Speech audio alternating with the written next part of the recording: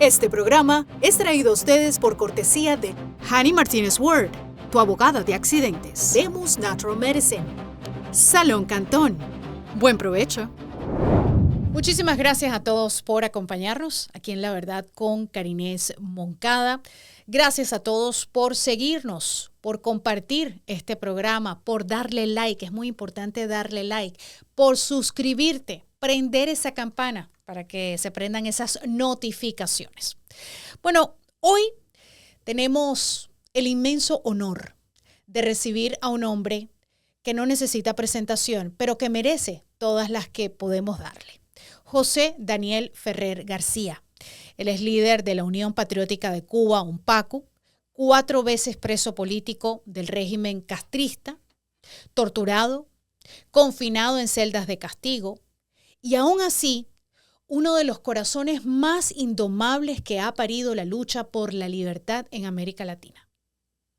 Este es el cubano que miró a los ojos a lo peor del comunismo. Y van a escuchar su testimonio.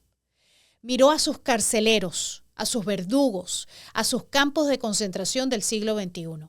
Y jamás se arrodilló. El que desde una cárcel en Santiago de Cuba siguió organizando la resistencia civil mientras su cuerpo se debilitaba por numerosas huelgas de hambre y mientras su familia sufría el acoso constante de la seguridad del Estado. Hoy está aquí, libre físicamente, pero con el alma todavía en cada esquina de Cuba, donde un niño pasa hambre, donde un enfermo muere por falta de medicina, donde un joven es golpeado simplemente por gritar libertad. Así es el comunismo.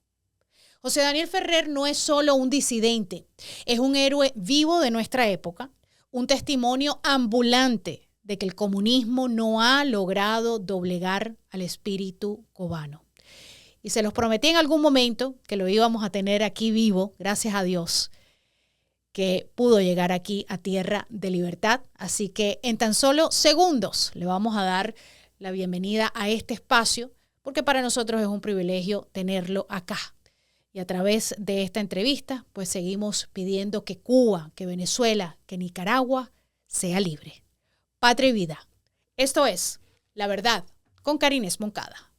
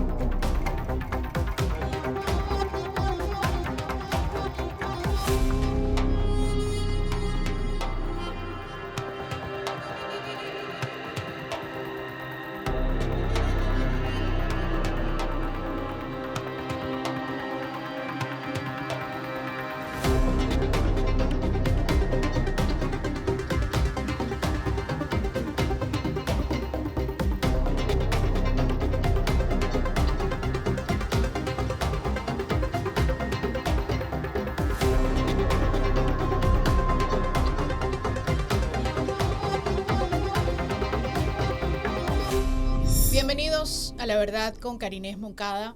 Bueno, esta entrevista yo se las debía desde hace mucho tiempo. Ya uno de nuestros primeros episodios fue dedicado a este señor que tengo aquí conmigo.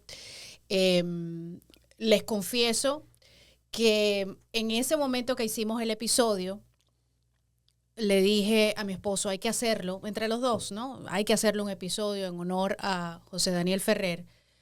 Y mi temor era no verlo vivo, no verlo aquí en Miami.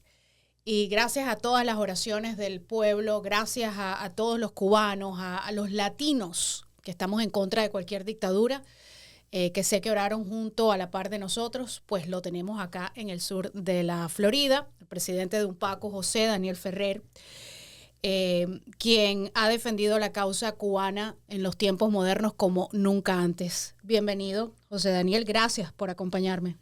Gracias a ti por invitarme. Y yo también he estado en deuda contigo, porque hace rato debía haber estado por acá en tu espacio. Así que muchísimas gracias. Te lo agradezco, te lo agradezco. Mira, tú probablemente no lo recuerdas, pero en el 2016 tú viniste acá a la Florida y nunca se me olvida, y conversamos muchas veces en radio, por teléfono, te llamábamos a Cuba y eso, pero en el 2016 te dije, José Daniel, no te vuelvas a exponer a otro encarcelamiento, no te vuelvas a exponer a una huelga de hambre. Y él me dice, le dije, quédate acá, o sea, desde acá eres útil también. Él me dijo, no, mi lucha es en Cuba, yo voy a seguir en Cuba. Y cada vez que entrabas en estas huelgas de hambre, cada vez que te llevaban preso, ese era mi temor, ¿no? Tu hijo, tu familia, tu esposa, porque las personas que son presos políticos tienen más valor fuera que dentro, obviamente. Así que me alegra muchísimo que Dios te cuidó y te dio esa fortaleza para aguantar todas las torturas a las que has sido sometido. Gracias por tu solidaridad. Sí, nunca quise salir de Cuba, siempre pensé y creí que mi lucha debía desarrollarse hasta tanto alcanzásemos la libertad y la democracia para Cuba dentro del territorio nacional, pero tantas prisiones y sobre todo el aislamiento, el confinamiento, que me impedía mantener comunicación, contacto con el exterior y poder mantener el activismo con los miembros de la Unión Patriótica de Cuba y con otros hermanos de lucha a lo largo y ancho del territorio nacional, me llevaron a la conclusión de que era preferible estar en libertad, exiliado, aunque fuese bajo destierro forzoso, y desde acá incidir constantemente en las actividades dentro de Cuba, a estar en una prisión desde donde no podía hacer nada. Y lo peor era el desánimo que se apoderaba de la mayoría de los activistas cada vez que me encarcelaban. Salía de prisión, en 2 o 3 meses ya levantábamos activismo político y activismo social por Santiago de Cuba y por otras partes de Cuba, y apenas me encarcelaban cundía el pánico, porque las fuerzas represivas, que son muy hábiles, son especialistas en sembrar el pánico, en abonar el miedo, le decían a los activistas, lo que estamos haciendo a José Daniel, te lo vamos a hacer peor a ti. A José Daniel lo conocen muchísimas personas en el mundo y tiene el apoyo que tú no vas a tener. Y eso desanimaba a muchos. Mi tesis funcionó. Ahora, desde acá, la mayoría que se desanimaba conmigo en prisión está muy animada, al punto de que ahora mismo están llenando a Cuba de graffiti a favor de los derechos humanos, a favor de los presos políticos y en contra de la tiranía.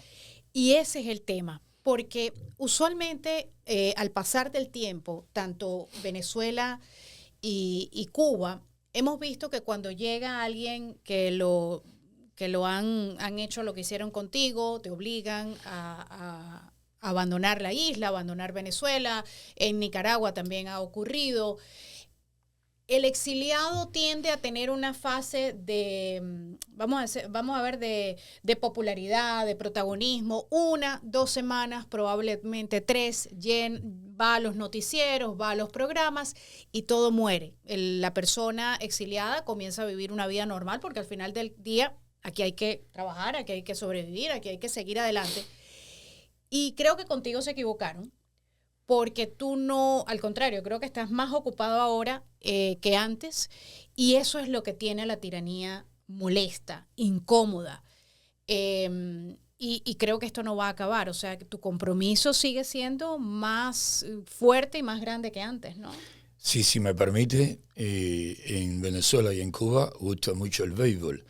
Si te gusta el béisbol y eres cuarto bate y acostumbras a dar jonrones, y lo mismo lo puedes hacer desde dentro de una prisión que desde Miami o cualquier parte de los Estados Unidos, o en cualquier parte del Caribe o en cualquier parte del planeta. Hasta en un barco o en una nave espacial estarías jugando béisbol y dando jonrones. Eso es lo que tratamos de hacer siempre. Darle duro a la tiranía donde más le preocupa, donde más le duele. ¿Y dónde que más le duele a la tiranía? Cuando motiva, cuando anima, cuando levanta los ánimos por dentro de Cuba, dentro del territorio nacional y también en el exterior, y el activismo no decae. Todo lo contrario, se fortalece, se incrementa todo el tiempo. Eso le molesta grandemente y por eso la conclusión a la que ellos llegaron antes de que yo saliese al exilio, la conclusión a la que llegaron fue: vamos a destruir a José Daniel física mental y moralmente. Vamos a dañarle al máximo posible para que su efectividad al salir al destierro, al salir al exilio, sea la mínima posible. Mi intención siempre fue lograr el efecto contrario. Ellos tratan de liquidarnos, a anularnos, nosotros tenemos que resistir y salir fortalecidos de cada prueba que nos impongan. José Daniel, fuera de cámara, antes de comenzar esta entrevista, me estabas comentando, quiero entrar un poco en la parte humana, ¿no? Y eventualmente vamos a hablar de un evento muy importante que va a ocurrir este miércoles, donde usted en cualquier parte del mundo va a poder participar, en muchos lugares va a poder participar. Pero quiero la parte humana. Yo me imagino que después de varias huelgas de hambre, ellos buscaban maneras de romperte, de quebrarte. No sé si la intención de ellos era matarte, porque de cierta manera te necesitan ahí como figura, como la figura para meterle miedo a los demás, ¿no? Pero hicieron todo lo posible para quebrarte. Cuéntanos un episodio que me estabas comentando sobre qué hacían ellos cuando tú no querías probar bocado y te rehusabas a probar la comida de ese lugar, solamente la comida que te traían de tu casa. Sí, mira, en las cárceles del régimen siempre me negué a ponerme el uniforme de prisionero común. Yo no he delinquido, no he robado, no he matado, no he cometido ningún delito, por lo tanto me niego a que me pongan ese uniforme. Sí. Siempre me negué a pararme en firme ante la presencia de cualquier carcelero. No tengo por qué rendirte pleitesía, no tengo por qué pararme en firme ante tu presencia. Y también siempre me negué a comerme los alimentos escasos y de pésima elaboración y muchas veces en estado de descomposición, hechos con productos ya con muy mal olor, con un olor muy desagradable, en descomposición, repito. ¿Y eso es lo que come el preso común en Cuba? Sí, la mayor parte del tiempo. Para ser preciso en cuanto a mi respuesta, por ejemplo, llega un picadillo de muy mala calidad, hecho una mezcla de harina de trigo, puede ser también harina de maíz, con desperdicio de los mataderos de ganado vacuno. Los del régimen, los altos funcionarios se comen la carne y los intestinos, es decir, tendones, parte de las patas del animal, todo eso lo muelen, hasta piel. Muchas veces se encuentra trozos de piel en ese picadillo. Todo eso lo muelen, lo ligan con ambos tipos de harina y eso es lo que le dan al preso. Cuando llega el primer día, es de pésima calidad, pero al menos no está descompuesto, no ha comenzado el proceso de putrefacción de ese producto. Pero como no tienen refrigeración o la mayor parte del tiempo está Cuba bajo apagón y también las prisiones, al segundo día, al tercer día, al cuarto día se descompone y te lo siguen dando, Y los médicos del penal, que se supone que son los que deben autorizar si es apto o no para consumo humano ese producto, cuando le reclama, te hacen así. ¿Qué puedo hacer? No puedo hacer nada. Incluso varias veces me dijeron, a nosotros también nos dan eso. Y obvio, yo le preguntaba, ¿se lo comen? Lo más sincero, me hacían. Los más hipócritas, que son los que están buscando salir... Congraciarse. Sí, porque ese es el mecanismo más rápido para un médico incapaz, incompetente, pésimo médico, salir a lo que llaman misión al extranjero. Sale y va a obtener un poquito de beneficios económicos superiores a lo que va a tener durante toda su vida ejerciendo la medicina dentro de Cuba. Entonces, yo siempre me negué a comerme ese tipo de alimentos, porque es humillante. Además que no es por nada, pero te podían envenenar. También. Estoy seguro que me drogaron en varias ocasiones entre los meses agosto y septiembre. Pero muy fuertes dolores de cabeza, intensos dolores de cabeza y por primera y única vez en mi vida tuve alucinaciones. Yo llegué a ver la pared de la celda como que se unía y me aplastaba.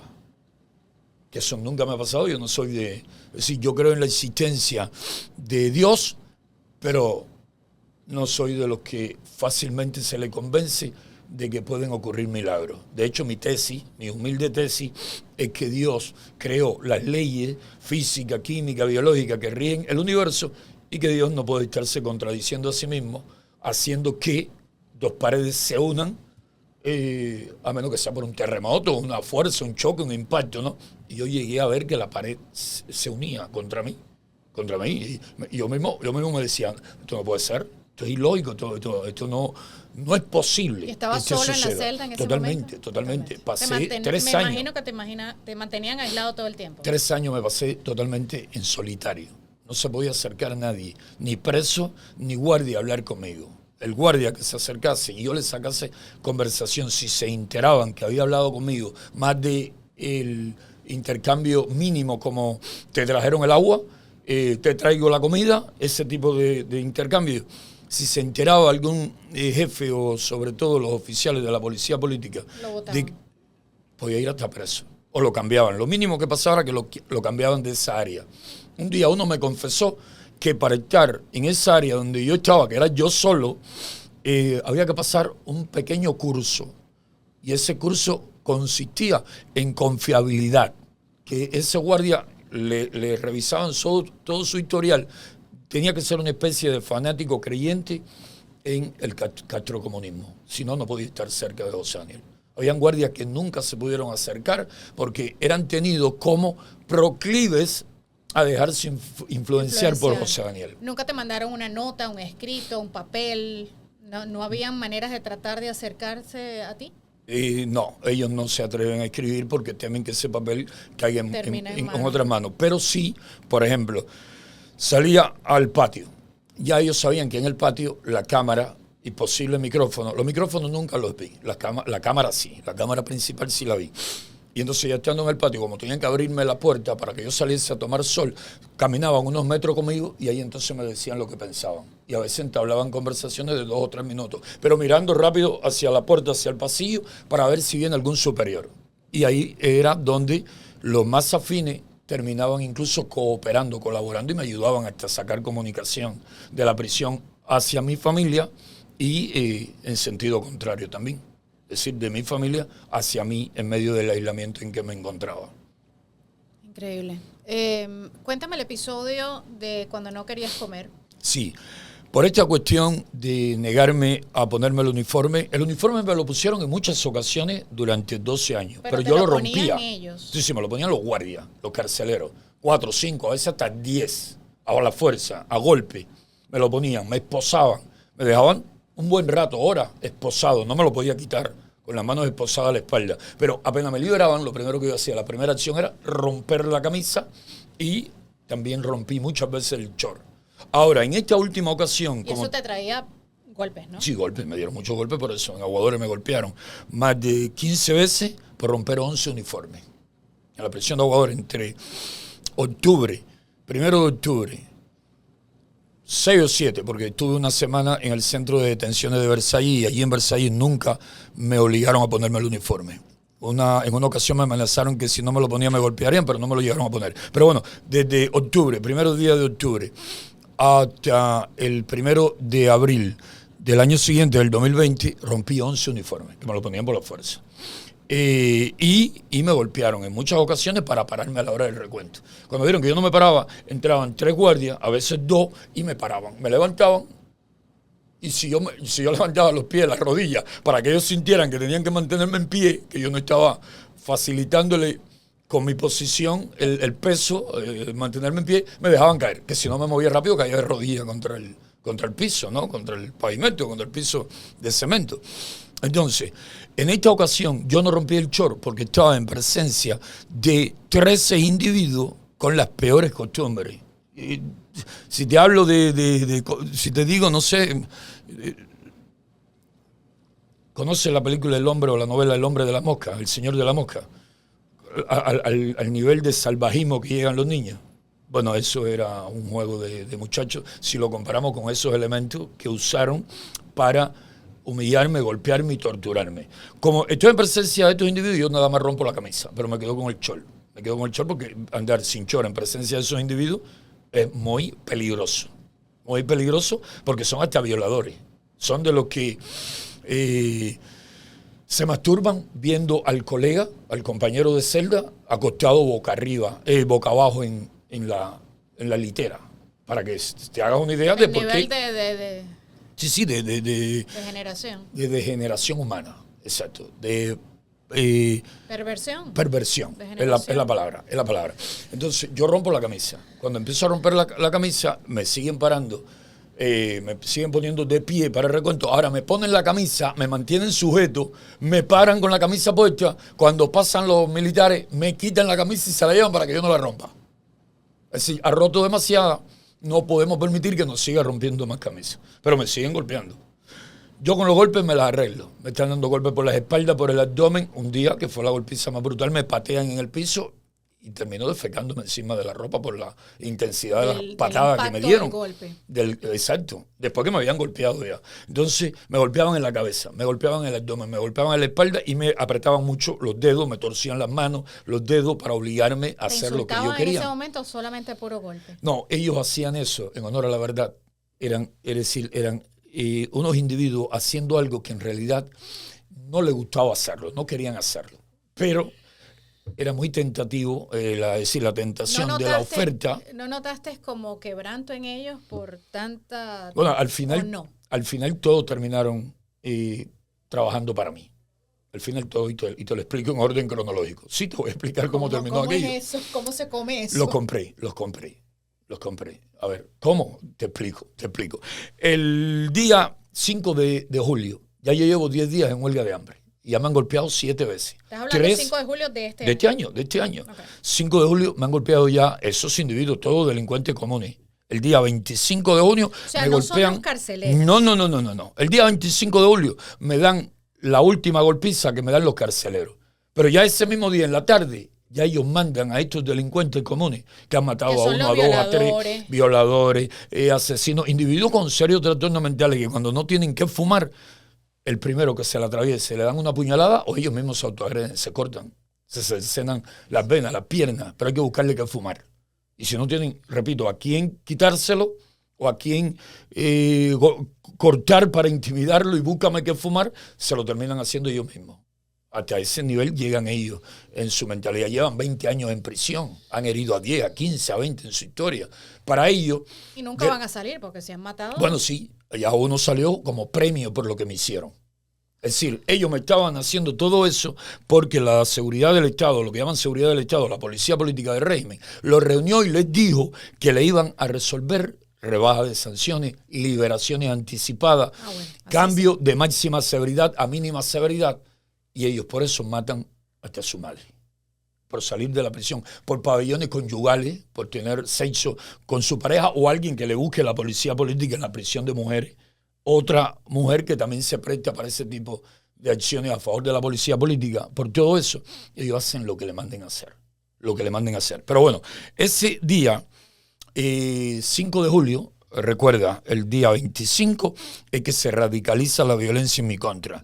No es primera vez que lo hacen. Ahora sí, ya es un plan de que o logramos que se ponga la ropa, que se coman los alimentos, que se pare para el recuento, lo humillamos, lo aplastamos o lo matamos. Algo aquí pasa. Entonces, eso fue en julio.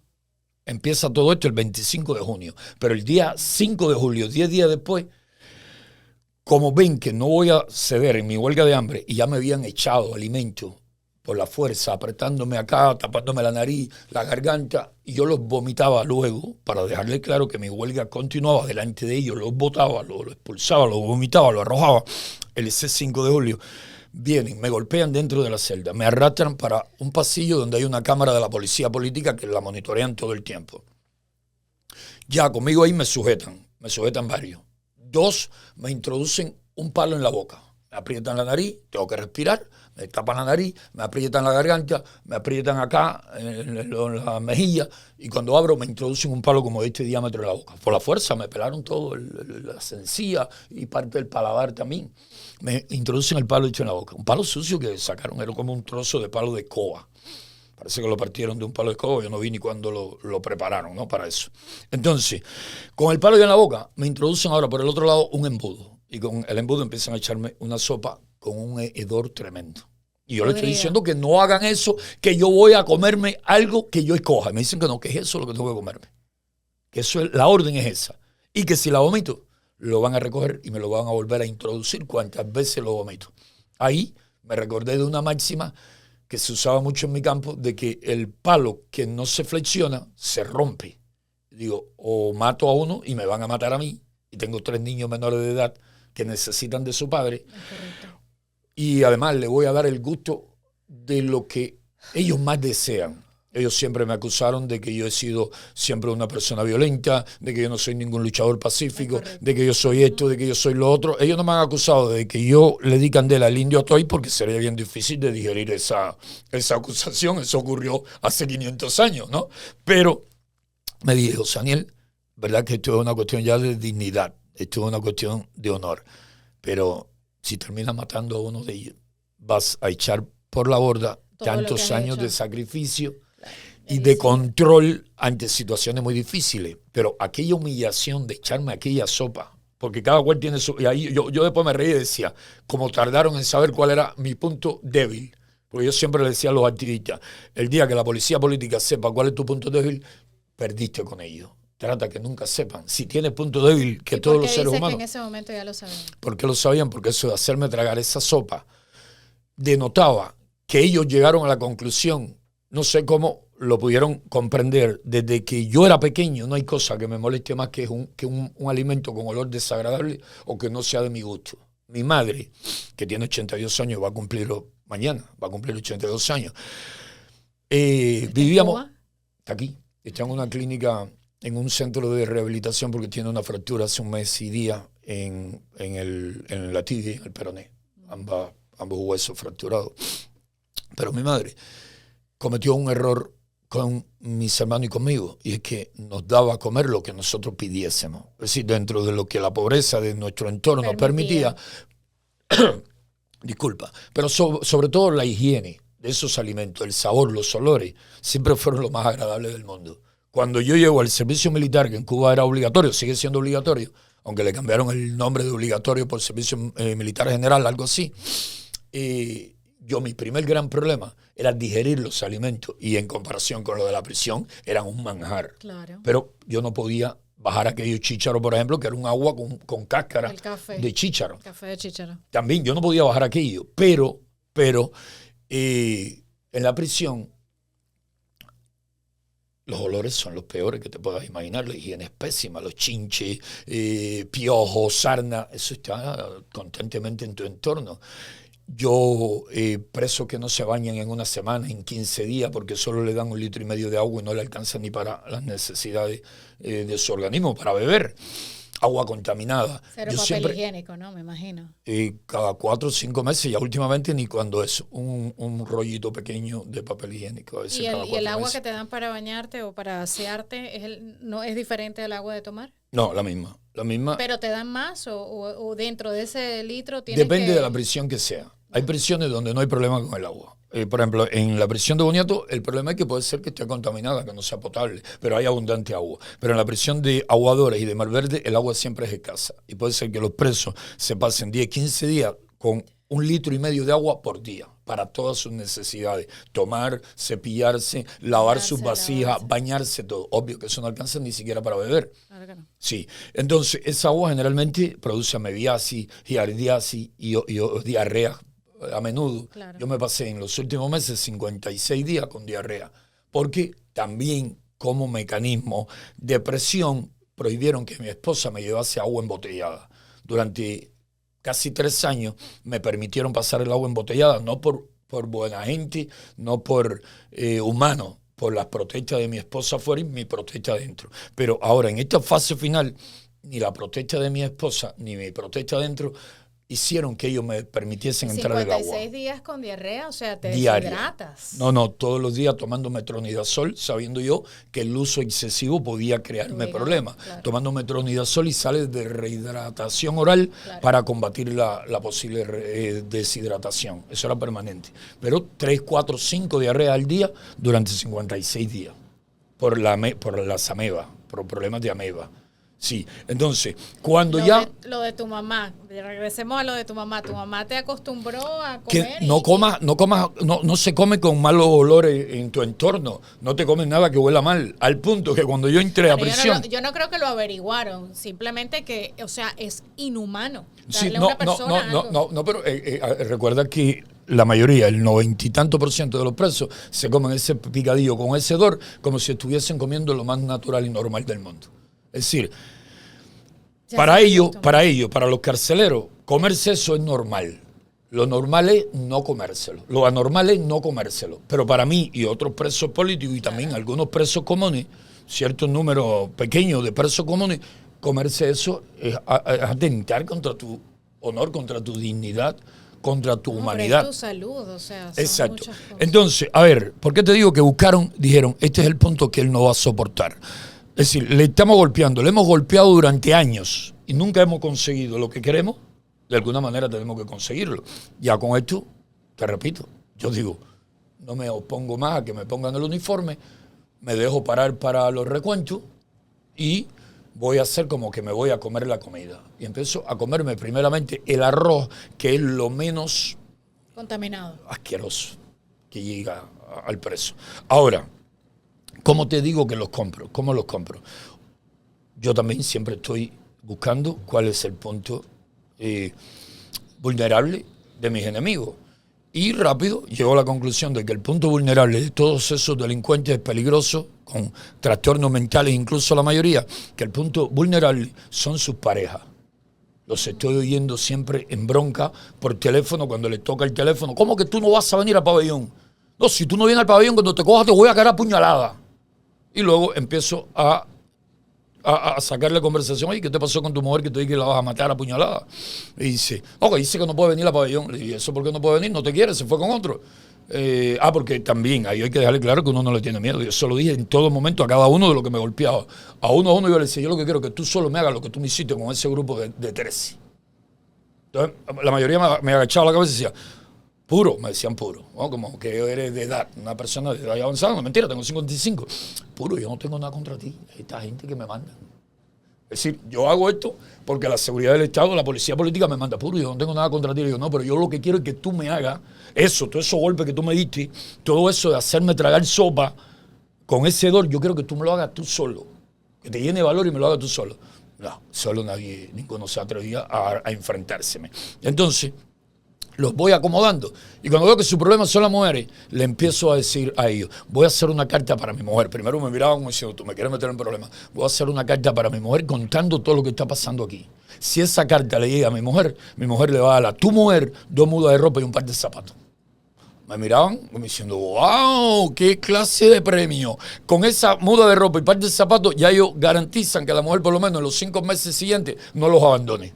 No se le vaya con otro que le va a dar lo que ellos no le pueden dar. Y así los pongo a sacarme escrito denuncia muy a menudo, pero no solamente eso. Cada vez que mi mujer me llevaba en los meses esos que transcurrieron desde finales de junio hasta octubre que salgo, las 3 o 4 veces que mi mujer me lleva alimentos, el jefe de la prisión, un teniente coronel nombrado Vladimir Pineda Guerra, y los de la policía política le daban la orden de que me robaran todo, que me dejaran lo mínimo posible, porque yo tenía que comerme obligado los alimentos del penal. ¿Y qué entonces empezaron a hacer?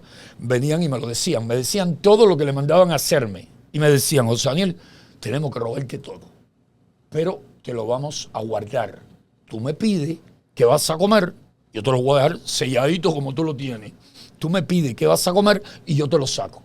Entonces ya en este punto, ellos cuando lo sacaban y le decían, le robaron toda la cosa. Todos se lo robamos, jefe. Pero me lo estaban administrando. Obvio, yo le dejaba a ellos un 30 y a veces hasta un 40% de esos productos. Y así me evitaba pasar por lo más desagradable que me obligaron a hacer en prisión. Comerme esos alimentos con ese hedor insoportable. Ellos me decían, como que te está comiendo la comida del penal, y me la servían y todo. Oye, puro, mira tu comida aquí.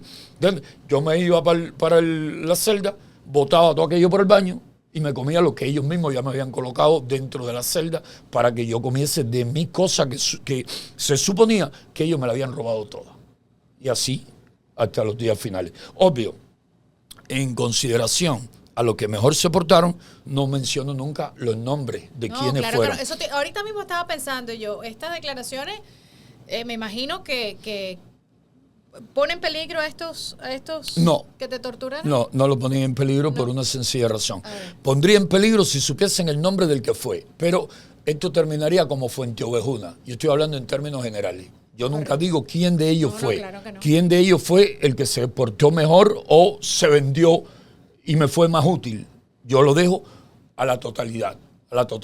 Y no pueden actuar contra ellos. Más bien están obligados a darle lo que le prometieron. Y como tengo información de dentro de Cuba, todo el tiempo sé que le han estado cumpliendo con todo lo que le ofrecieron para que actuasen en contra mía, porque no quieren que ninguno hable de lo que me hicieron.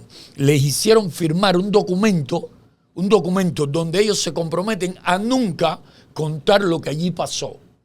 Al primero que se lo hicieron, que fue el primero que me lo mandó a hacer saber, le dijeron, si cuando tú salgas, porque lo iban a premiar con la salida, si cuando tú salgas, José Daniel te ofrece dinero para que hable y tú aceptas contar lo que aquí te pasó, porque ellos saben que por principio no van a hablar, pero que por cualquier ofrecimiento estarían dispuestos a contar lo que ellos hicieron allí contra mí. Dice, si tú hablas, son 20 años que vas a volver de nuevo a prisión.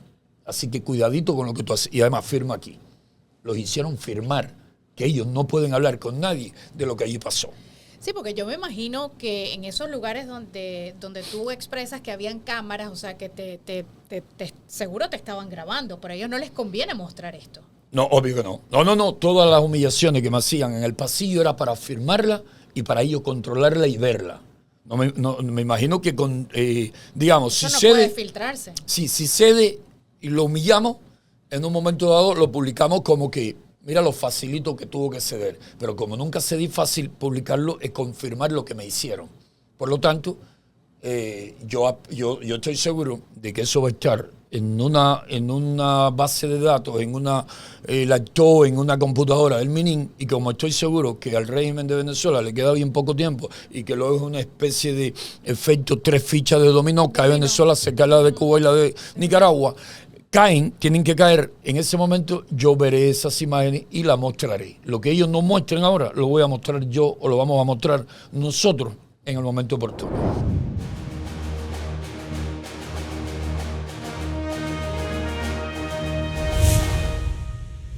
Lemus Natural Medicine.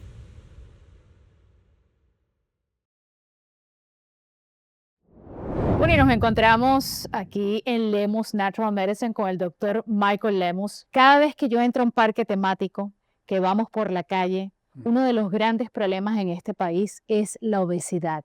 Al punto que vemos casos de obesidad mórbida, realmente. Y eso es un gran problema en este país, doctor. Sí, y en realidad lo es. Hay personas que no quieren fijarse en su peso. Es más, yo creo que el mayor temor que tienen las personas es hacer dieta, dejar de consumir aquellas comidas que le encantan, los dulces, pasteles, el refresco. Pero fíjate, Karinés, que no es solo eso. Puede comer correctamente y todavía puede engordar. Hay personas que dicen, pues si yo hago dieta, yo no como nada que no debo y mira cuánto engordo. Y eso sucede porque es el metabolismo.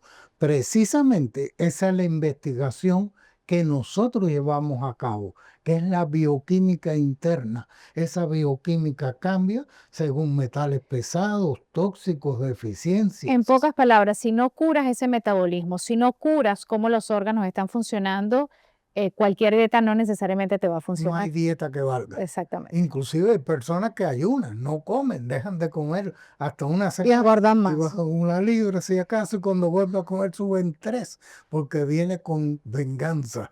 No, y también mucha gente que hace el fasting, el ayuno, todo depende cómo comienzas a comer. Claro. No puedes comenzar con dulce. Tienes que comenzar con las comidas correctas. Entonces, en Lemus Natural Medicine no solamente aprendes a comer, pero también a través de tu bioquímica aprendes a conocer qué es lo que tu cuerpo necesita. Claro, porque la obesidad viene acompañada con diabetes, viene acompañada con hipertensión, viene acompañada con colesterol, triglicéridos, artritis. Hay veces un conjunto de problemas y no es solo uno, no solo la diabetes. Diabetes es uno de los tantos. Con Lemus Natural y nuestro equipo en los laboratorios podemos ver el motivo por el cual el paciente se encuentra en esa circunstancia y revertir por completo esa situación. Toda mi familia, clientes de Lemus Natural Medicine, y también tienen citas por Zoom. Así que los esperamos, la información en pantalla.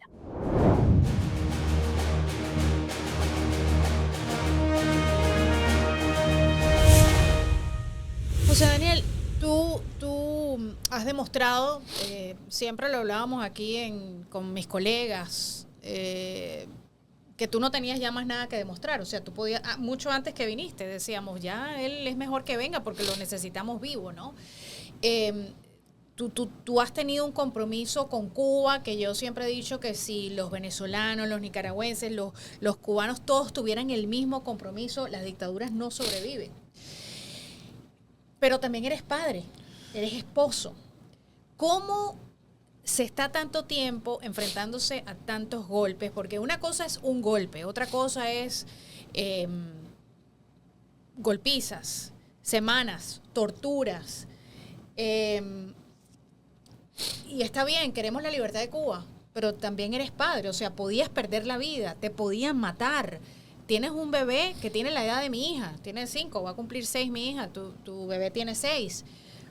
¿Cómo mantenías esa fortaleza espiritual, ese compromiso entre quiero ver a mi Cuba libre, pero tengo una familia, tengo una esposa e hijos? Sí, mira, te confieso porque que... yo me quiebro, o sea, por mis hijos uno se quiebra, o sea, y es válido, o sea, nadie te iba a criticar o a juzgar por eso. Sí, eso además de decir de que me neutralizaban cuando estaba en prisión, la vida de mis hijos, sobre todo los menores de edad, los 3 menores de edad, y de mi esposa, fue la segunda razón. Y yo no diría segunda, fueron 2 razones que iban de la mano ahí.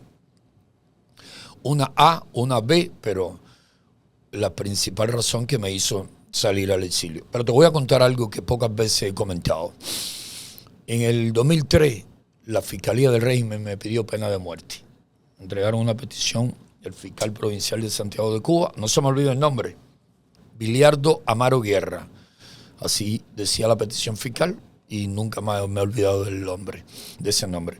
Me pedía pena de muerte según el artículo 91 del entonces Código Penal, que reformaron ahora hace unos años, hace poco.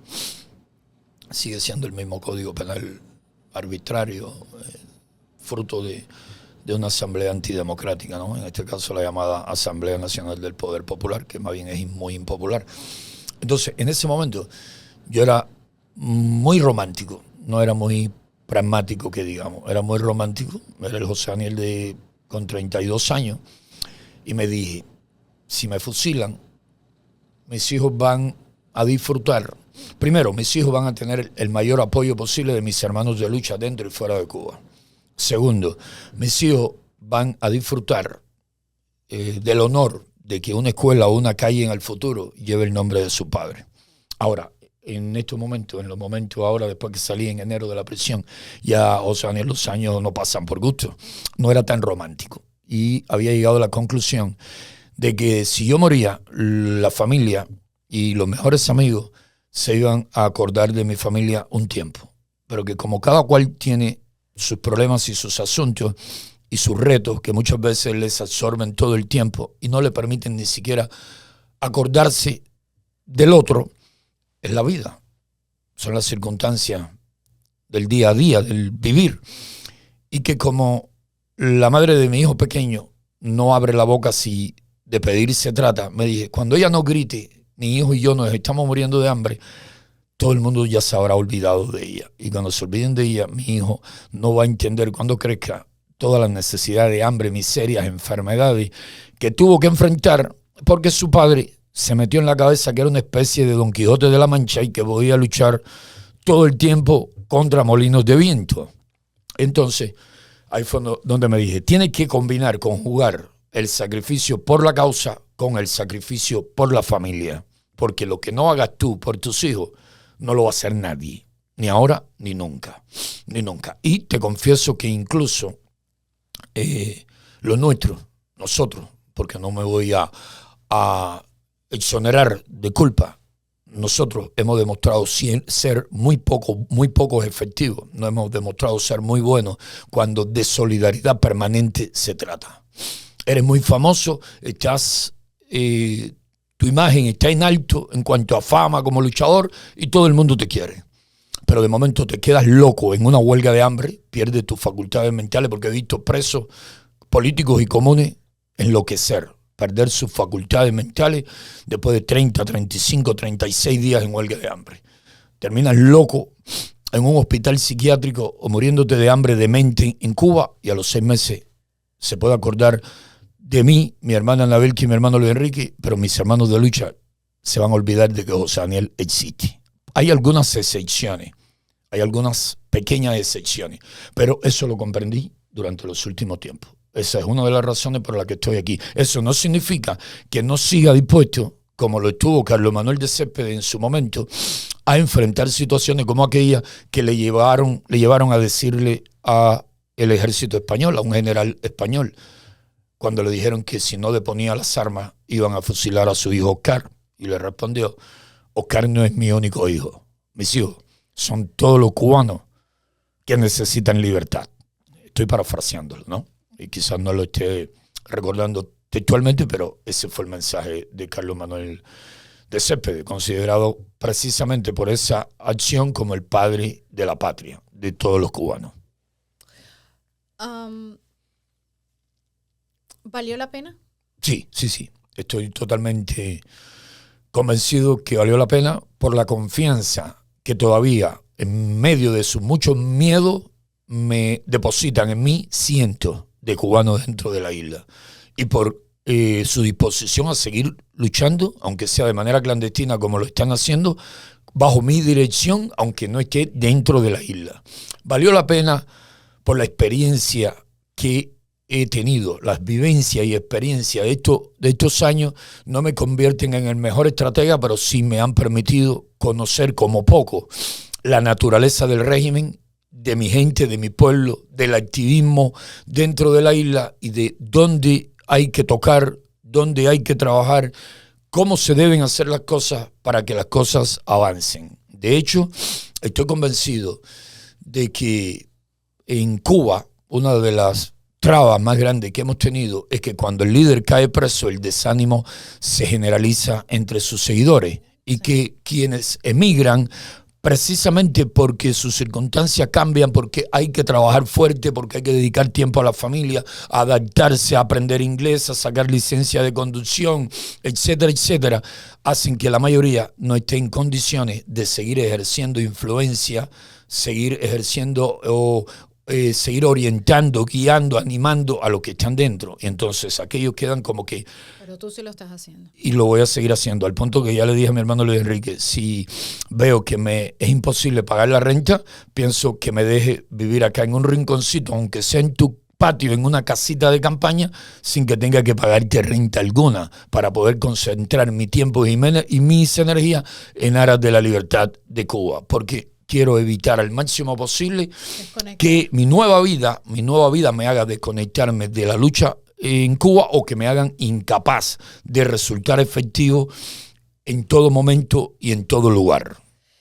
¿Secuelas para tú tienes cuántos hijos, José? 6, tengo 6 hijos. ¿Tienes 6? 6, ¿Todos 3, están fuera 3 adultos, sí. Los últimos 3 vinieron conmigo, porque me negué a que quedasen de rehenes allá. La policía política quiso obligarme a montarme en un avión. Todos esos golpes, esa tortura y humillaciones, primeramente tuvieron como fin no solamente humillarme, sino también que yo, desesperado, ellos calculan que el ser humano tiene un límite y que no va a aguantar más, y que yo, desesperado, me iba a montar en un avión rumbo a Guyana. Me ofrecían Guyana o Nicaragua. Y como son tan gentiles, como son tan buena gente, me decían: José Daniel, tú sigues rumbo hacia Estados Unidos, a ti no te va a faltar quien te mande dinero, tu familia, tus amistades, te mandan dinero y tú sigues rumbo a Estados Unidos. No, es que yo, primero, por una cuestión de principio, no salgo de aquí, sino para Estados Unidos. Yo no salgo con las condiciones que ustedes me pongan. Yo salgo con las condiciones que yo decida imponer. Yo salgo de aquí para los Estados Unidos y con mi familia.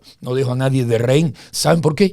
Porque mi misión es tumbarlo, así le dije. Mi misión es tumbarlo, llevarlo a un tribunal y meterlos presos por criminales, por violadores de los derechos humanos. Y como yo no me voy a Estados Unidos a jugar ni a hacer declaraciones medianamente comprometidas o tibias, yo voy a hacer todo lo posible por acelerar la caída de ustedes. Yo no puedo dejar a ningún familiar cercano, a mis hijos aquí dentro, porque ustedes lo van a utilizar de rehenes. Me lo van a encarcelar, me le van a hacer la vida imposible para que yo no pueda dormir tranquilo y me sienta culpable de que lo que ustedes le están haciendo a mi familia es en venganza por lo que yo estoy diciendo y haciendo desde el exterior. Además, yo voy a regresar y cuando regrese, regreso sin hijos. Voy a regresar sin mi mujer. Dice mi mujer que si yo estoy loco, sí creo que ella me va a permitir regresar y ella no va a ir conmigo, mi esposa, que es muy valiente, lo ha demostrado con hechos, Y entonces le dije, mi intención es regresar lo antes posible.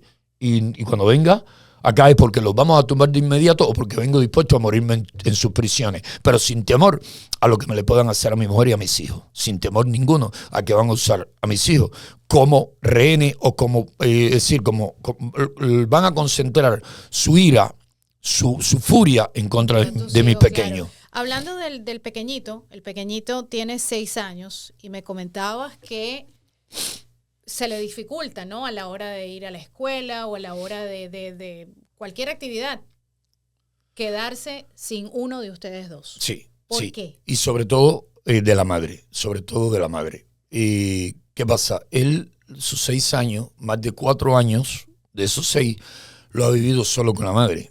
Y mi hijo tiene con 6 años más experiencia que cualquier cubano adulto con 50 o 60 en cuanto a detenciones arbitrarias, a que tumben la puerta de nuestro hogar, entren 60, 70 miembros del Ministerio del Interior, muchas veces con armas de fuego, han entrado y me han despertado con una escopeta de cartucho puesta en mi cabeza, levántate, y me han sacado en ropa interior, me he terminado de vestir en la medida en que me llevan. Me han llevado incluso sin camisa y mi hijo ha visto desde pequeño ese tipo de situaciones. Ha visto cómo detienen a su madre en muchas ocasiones. Se lo llevan a ambos, a él y a la madre, para una unidad policial.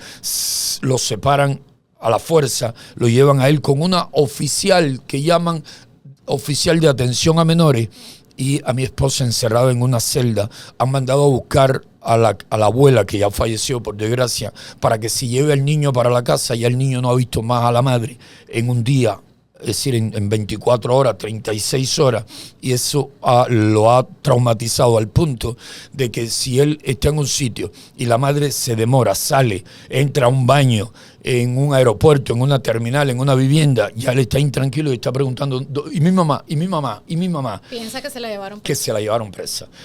Recientemente contratamos un servicio privado para llevarle y traerle de la escuela y era una camioneta, un van de color blanco, muy similar por su estructura a la que usa la policía política cuando nos han detenido muchas veces o nos han asaltado la vivienda. Y cuando él vio que había que montarse en eso, entró en crisis y ese día no quería ir más a la escuela. Al día siguiente decía que no iba más a la escuela, que los malos se lo iban a llevar. Hoy en el Departamento de Salud del Condado de Miami-Dade, primero el susto al pinchazo de la jeringa para sacarle sangre o vacunarle en este caso, que era lo que iba a ocurrir hoy. Y segundo, cuando la madre entró a un departamento, a un local para unos análisis de sangre y orina, y vio que se demoraba, entró en crisis, empezó a patalear, a gritar, y mi mamá, ¿dónde está mi mamá? Pero en los 3 meses y 15 días... estabas con él. Pero decía que se habían llevado a su mamá, que él quería estar con su mamá, que él quería ver a su mamá. Y por más que yo le decía, viene ahora para acá, decía que lo llevara donde estaba la mamá. Cuando yo estuve los 3 meses y medio fuera de la prisión, entre enero y abril, cuando yo iba a salir, él le empezaba a gritar a la mamá que no me dejara salir. Él solo aceptaba que yo saliese si salía con la madre y con él, los 3 juntos. Y cuando se despertaba, lo primero que hacía era ir para la cama, y si yo me había levantado primero que él y estaba en el techo buscando cobertura para la telefonía móvil. Sí, porque siempre es un problema con los apagones y la pésima calidad de la internet y de la conectividad. Como en Cuba. Exacto. Cuando él no me veía, lo primero que le decía a la madre, y mi papá se lo llevaron. Él vive en medio de esa situación. 6 años. 6 años. 6 años. 6 años y te repito, ha sido más veces detenido que muchos adultos que tienen 70 o 80 años en Cuba. Pero bueno, ya están acá de este lado y Dios mediante, pues se puede recuperar. Los niños tienen esa capacidad, ¿no? De recuperarse. José Daniel, desde tu salida de Cuba en octubre, ¿Cómo describes esta tormenta? Es una tormenta perfecta. Yo veo las epidemias, o sea, el pueblo tiene hambre, hay una epidemia de arbovirosis combinada con hambre crónica. Todo esto debilita, obviamente, el sistema inmunológico del cubano, que por naturaleza está debilitado porque no comen bien, no se alimentan bien. Esto es como yo digo, es la tormenta perfecta. Y si lo juntamos con Venezuela, que vamos a hablar de eso después, pero es la tormenta perfecta. Yo sé que hay miedo en las calles. El 11 de julio, bueno, terminaron con 1,000 presos. ¿Tú crees que puede haber un 11 de julio de nuevo o no? Sí. ¿O hay que esperar a que ocurra algo en Venezuela para que esto cree el efecto dominó? Sí, de la misma manera en que muy pocos analistas, yo diría que ninguno, se imaginó que el 11 de julio iba a ocurrir en cualquier momento, puede repetirse. Ahora bien. Me llené de esperanza en ese momento como nunca antes. Sí, pero ahí nos faltó solo una cosa. ¿Qué? Y es que, por ejemplo, Estados Unidos hubiese garantizado de inmediato a través de aviones sobrevolando a 12 millas de Cuba o a través de cualquier tecnología novedosa, conectividad a Internet.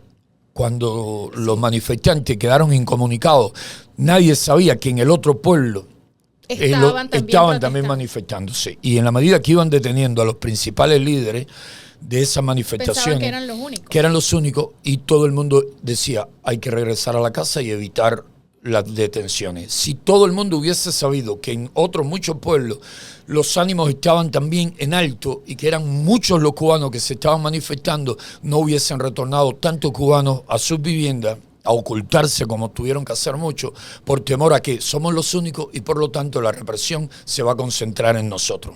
Eso faltó. Eso faltó también, aunque la oposición hubiese intervenido masivamente, sin comunicación no hubiese sido posible mantener las manifestaciones, la protesta por toda la isla. Eso hace falta prepararlo para cuando vuelvan a ocurrir, que van a ocurrir y puede ser en cualquier momento, la respuesta sea inmediata y no se pierda, porque el régimen va a tumbar de inmediato toda conectividad a Internet, incluso va a tumbar la telefonía móvil completa. No solamente Internet, va a ser imposible comunicarse cuando vuelva a ocurrir. Ahora, si pasa lo que estamos esperando que ocurra en Venezuela, la caída, el fin del régimen narcoterrorista de Nicolás Maduro, Diosdado Cabello, Los Rodríguez, Vladimir Padrino, toda esa banda de criminales, si cae, pues eso favorecería muchísimo que en Cuba se produjesen esas grandes manifestaciones que son necesarias para poner fin a ese oprobioso régimen, a esa criminal dictadura. Ahora, aunque no suceda lo de Venezuela, que estoy seguro que va a suceder, Amén. Van a terminar ocurriendo esas grandes manifestaciones porque la miseria generalizada, la hambruna creciente, las enfermedades, la falta de la debida atención médica, la falta de medicina, la represión, las trabas constantes que pone el régimen a toda gestión del cubano, los largos apagones, cada vez más largos y generalizados apagones por toda la isla, la crisis del transporte, la crisis de la vivienda, la falta de respuesta del régimen ante los cientos, miles de familias en el oriente del país afectados por el huracán Melissa, todas esas situaciones, todas esas condiciones negativas para el pueblo cubano van a hacer que continúen ocurriendo manifestaciones y de manifestaciones locales van a terminar convirtiéndose en manifestaciones regionales y nacionales. Y cuando eso suceda, pues debemos responder los que estamos en el exilio de la manera más rápida, más efectiva posible y todo lo que estamos dispuestos, yo estoy entre ellos, regresar de inmediato a Cuba. Si no podemos entrar en aviones, evitando violar las leyes de este país que tan generosamente nos ha acogido, tenemos que buscar la fórmula que hizo en un momento que Martí, Gómez, Maceo y demás Mambí se regresasen a Cuba. Y voy a poner un ejemplo también de los malos, de los causantes de tanto dolor, pobreza, miseria, represión, opresión, esclavitud en Cuba. También lo hicieron ellos por la ambición que tenían de adueñarse de Cuba, pero en su momento vinieron al exilio y luego regresaron en un yate con 82 individuos con la intención de derrocar a Batista, no porque querían liberar al pueblo cubano de aquella dictadura, de aquel régimen autoritario que podemos afirmar que era bastante poca cosa en comparación con lo que ha sido el régimen castrocomunista. Pero sí, hay que regresar y unirse al pueblo que esté luchando por sus derechos y por poner fin a la tiranía en las calles de Cuba. Se dice que el 94% de los cubanos desconfía de la dictadura. Ese porcentaje de gente que no sale, que no se manifiesta, ¿es por miedo? ¿Es por ya ya están acostumbrados, ya piensan que no hay esperanza, que no hay recuperación? ¿Cómo lo ves tú? O sea, ¿es difícil, es injusto pedirle a la gente salir a la calle? No, no es injusto. Lo que Porque sí cuando se lo debe... hacemos desde aquí, perdona que te interrumpa, Sí. cuando lo hacemos de aquí somos altamente criticados y dicen, ay, qué bien pedir la calle desde la comodidad de Miami, desde la comodidad de un aire acondicionado, pero yo lo he hecho por años con Venezuela y yo digo, señores, el pueblo unido, como dice el dicho, ¿no? El pueblo unido jamás será vencido, porque eso es lo que más le teme una dictadura. Si los 30 millones o los que quedan en Venezuela salieran todos al unísono, señores, eso cae. Y yo creo que este es un momento perfecto, es un momento donde Cuba, Nicaragua, Venezuela, todo el mundo tiene, o sea, no solamente sentarse en un teléfono a esperar a que Trump haga algo con lo que tiene en el Mar Caribe. O sea, yo creo que este es el momento de salir adelante. Sí, mira, no está mal eso que has hecho y haces, y yo te recomiendo que lo sigas haciendo. Te voy a sintetizar mi opinión sobre ello. De la misma manera que los órganos del cuerpo humano no pueden trabajar de manera independiente, sino que tienen que hacerlo de manera interdependiente. Si el corazón no puede hacer su labor, si no va en sintonía con la de los pulmones, los riñones, las venas, las arterias, todos tienen una función y si cumplen con la función que le corresponde, entonces podemos tener un organismo sano, viril, vital, fuerte, enérgico, que puede lograr grandes cosas tanto a través de la labor intelectual como el trabajo físico.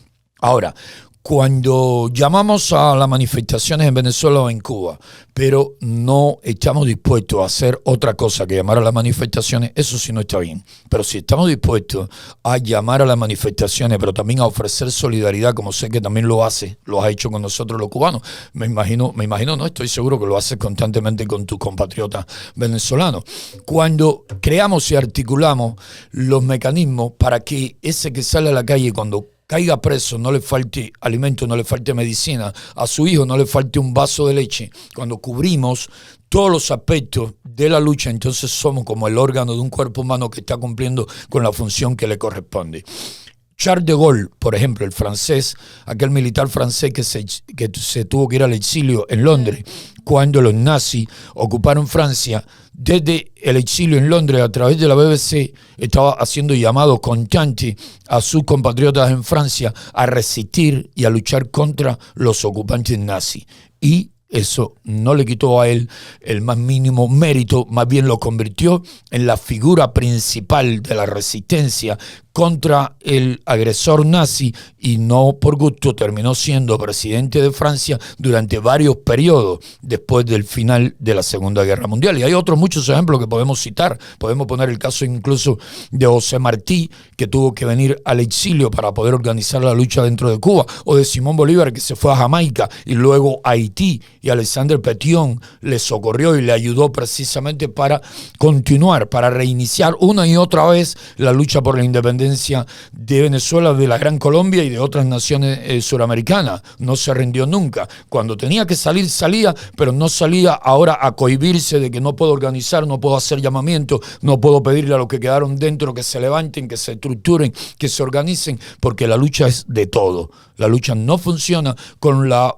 participación o el sacrificio de unos pocos y la mentalidad o postura de una mayoría diciendo no se puede, yo no me arriesgo, yo no me meto en problemas, yo no voy a hacer nada. Porque ahora precisamente tú y yo, tú como venezolana, yo como cubano, podríamos decir, bueno, ya yo hice lo que podía, mi gente no me acompañan, no me ayudan, no quieren luchar, por lo tanto yo me voy a dedicar a mi familia, me voy a dedicar a prosperar profesionalmente, económicamente, a darle la mejor vida a los míos, ayudaré a los que me queden atrás o a los opositores que crean que de verdad se lo merecen, pero el resto, si no hace que se la arreglen como puedan. Y no hemos hecho eso. No hemos hecho eso. Yo incluso le dije hace poco a un amigo que me decía, Osaniel, aquí no es fácil, Osaniel, aquí la vida es difícil. Y yo le decía, mira, yo sé que la vida es difícil y que hay que trabajar duro y que hay que concentrarse en muchas cosas si queremos salir adelante y si queremos seguir dedicando tiempo y energía a la lucha. Pero yo estoy seguro de que voy a buscar la fórmula de que combine mi labor, mi trabajo para poder mantener a mi familia, para poder cubrir mis gastos básicos elementales y para tener tiempo y energía de sobra para seguir luchando por la libertad de Cuba. Otros calumniadores, agentes de régimen, se ponen a atacar diciendo, oye, Osaniel, ponte a trabajar.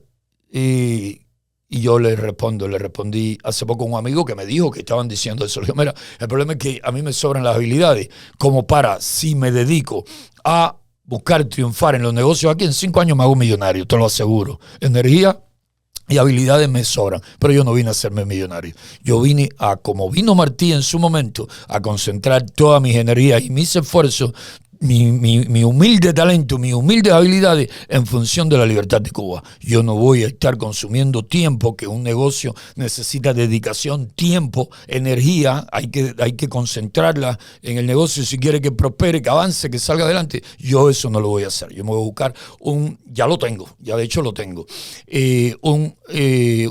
una labor, un empleo digno que me permita lo elemental para mi familia, para mí, mi esposa también lo va a hacer.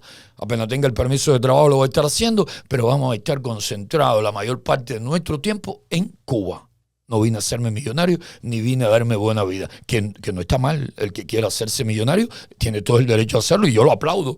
Y si se hace millonario y contribuye a la causa, y si se hace millonario y contribuye con sus millones a la causa, lo aplaudo porque la lucha tampoco se hace solamente con el que se sacrifica detrás de Bolívar, y los que luchaban con Bolívar, habían otros venezolanos y otros muchos amigos que eran los que se encargaban de conseguir las armas, los recursos, el dinero. Incluso en el caso de la lucha por la independencia de las 13 colonias estadounidenses, discúlpame que me estoy extendiendo con esta cuestión de historia, ya concluyo. Hubo un momento en que George Washington no tenía recursos para cubrir las necesidades de sus milicianos, de sus soldados, y fueron las criollas cubanas, precisamente, y Francisco de Miranda tuvo gran participación en esto. Un amigo cercano a Francisco de Miranda fue de los que coordinó y pudo traer esos recursos.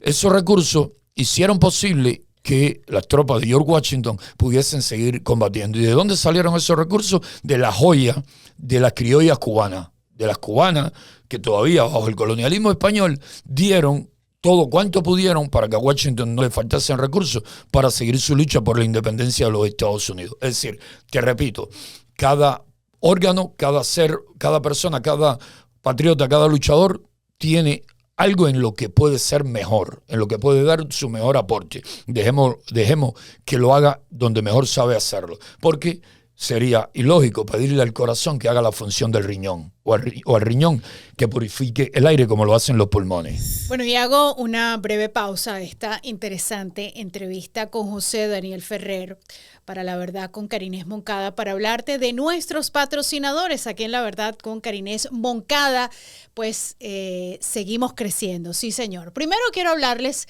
de Lemus Natural Medicine, como ustedes saben y les he comentado. Por cierto, gracias a todas las personas que ya me han comentado, que quieren llamar, que van a hacer su cita. Lemus Natural Medicine está ubicado en la ciudad de Coral Gables y están listos para atenderle en cualquier momento. Así estemos en época navideña, que yo sé que ustedes están abusando de la cocina, de la comelata. Sí, señor, yo los conozco.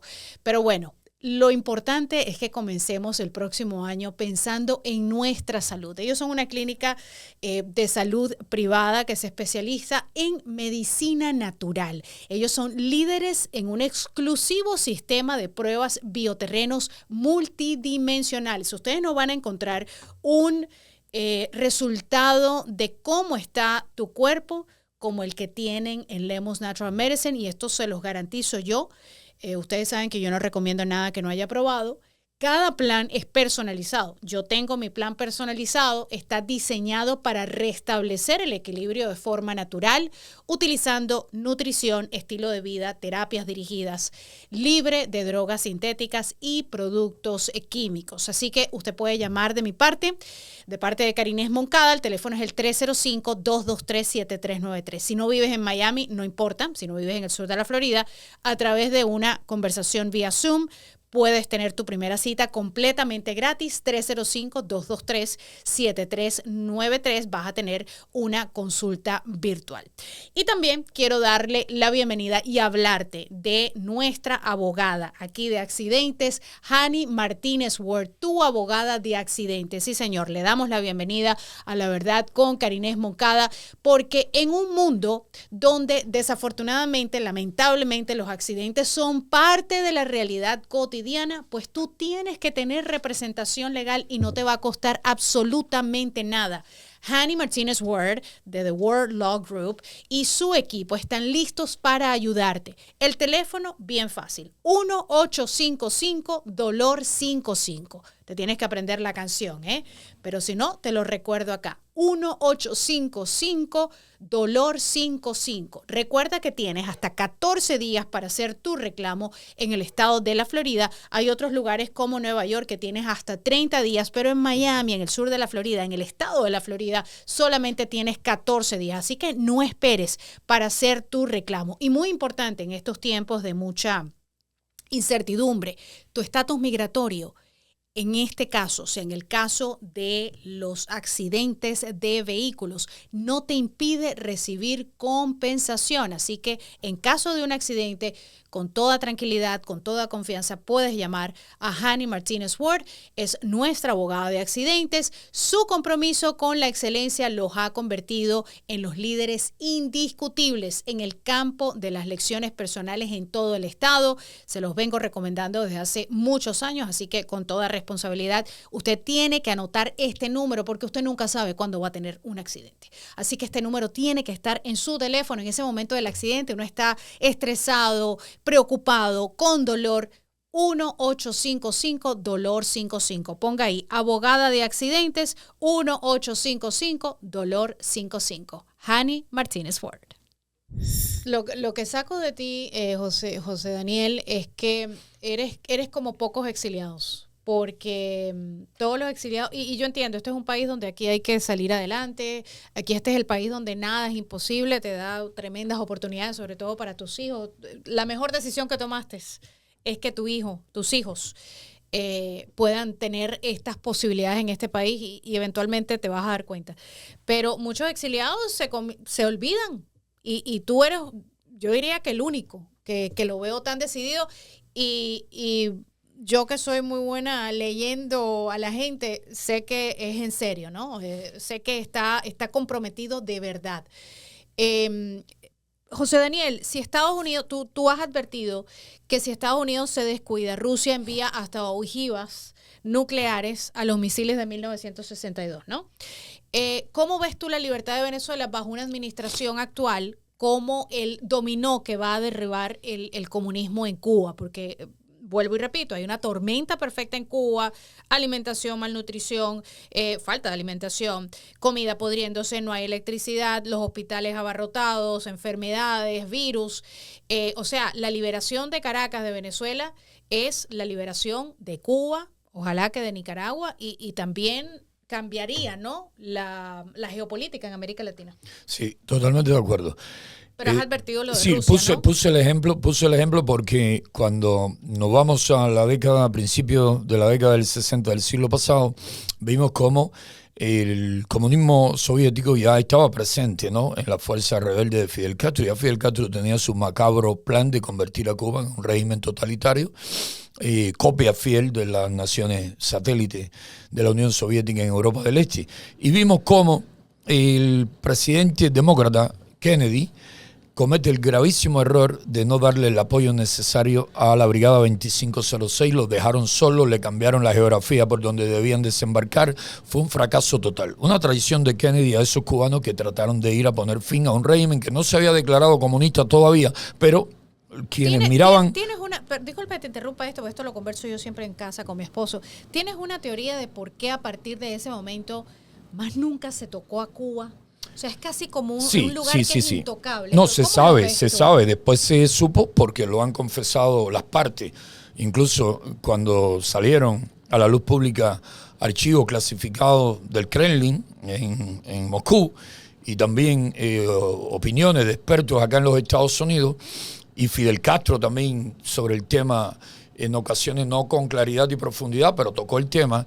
Se supo que Kennedy terminó acordando con Nikita Khrushchev que si retiraban los misiles nucleares de Cuba, además de que Estados Unidos retiraba los misiles que tenían en una base en Turquía, Estados Unidos se comprometía a no intervenir militarmente en Cuba. Eso fue un compromiso. Además, para asegurarse los soviéticos... Sí, pero vamos al punto. Para asegurarse los soviéticos de que así fuese, llenaron a Cuba también de tropas soviéticas, llegaron a tener cerca de 20.000 soldados permanentes en Cuba, una base de espionaje radioelectrónico, estuvieron montando una base de submarinos en Cienfuegos, es decir, la presencia rusa, además de los agentes del KGB, de los agentes de la Stasi, que siempre estuvieron allí presentes. La presencia rusa fue decisiva. Desde la crianza de los niños en Cuba, la presencia rusa. Exacto. Entonces, ¿qué hubo? Hay un momento que cuando empieza a...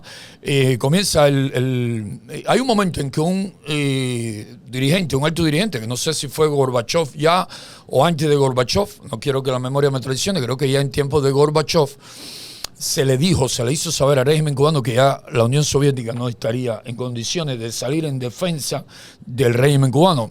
Y se dice, y creo que sí, que debe haber sido así, que Fidel Castro dijo, de acuerdo, pero no lo den a conocer. Es decir, no están en condiciones de defendernos, pero no hagan que los americanos crean que todavía estarían dispuestos a ir a la Tercera Guerra Mundial con tal de evitar que Estados Unidos ponga fin al régimen comunista, que era punta de lanza del comunismo internacional, del Kremlin, de la Unión Soviética. Cuba mandaba soldados a Angola, a Etiopía. Ernesto Guevara de la Serna fue uno de los primeros en llegar a África, al Congo. Mandaron guerrilla para toda Centroamérica, asesores, entrenadores, armas para toda América del Sur, hasta Venezuela. Mandaron guerrilla. El general Ochoa, que después fusilaron, estuvo en una de esas guerrillas contra... que trataron de implantar un régimen similar al de Cuba, o ese era el plan en Venezuela. Así Massetti, el fundador de Prensa Latina, el argentino, trató de hacer lo mismo en Argentina. Es decir, todo eso lo sabemos, lo conocemos. Y Estados Unidos toleró que Cuba, que el régimen cubano, como avanzada de los comunistas soviéticos, hiciese todo eso por todo el continente americano, e incluso en África, por ese compromiso, por esa cuestión de respetarse. Los soviéticos y los estadounidenses lo que hacían era apoyar a los grupos enemigos de cada cual. Los americanos apoyaban a los mujahidines en Afganistán contra la ocupación soviética, o apoyaban a la UNITA en Angola. El régimen cubano apoyaba a los sandinistas en Nicaragua, al Frente Farabundo Martí en El Salvador y a cuanta guerrilla comunista hubiese en el área. Eso fue lo que conocimos como Guerra Fría. Cuando dicen que terminó, yo lo que digo es que se entibió un poquito, pero sigue siendo la misma guerra de siempre, porque ahora, incluso si lo analiza, es hasta más peligroso, porque en aquellos tiempos China y la Unión Soviética no eran aliadas. Los comunistas, después de Stalin, los comunistas de Mao Zedong en China, con los comunistas soviéticos llegaron a enemistarse. En la década del 60 ya eran adversarios, estaban enemistados. Sin embargo, ahora Putin y Xi Jinping van muy de la mano y son un peligro cada vez mayor para no solamente Estados Unidos, sino para todo Occidente y para la libertad y la democracia y los derechos humanos en el planeta completo. Y entonces tienen de aliados a regímenes como el de los ayatolás en Irán, el régimen iraní, tienen de aliados al régimen cubano, al régimen venezolano, al régimen nicaragüense, y cuanto régimen, o decir, cada régimen enemigo de la libertad y la democracia existe en el mundo, va cerrando fila con estas dictaduras, con estos liberticidas.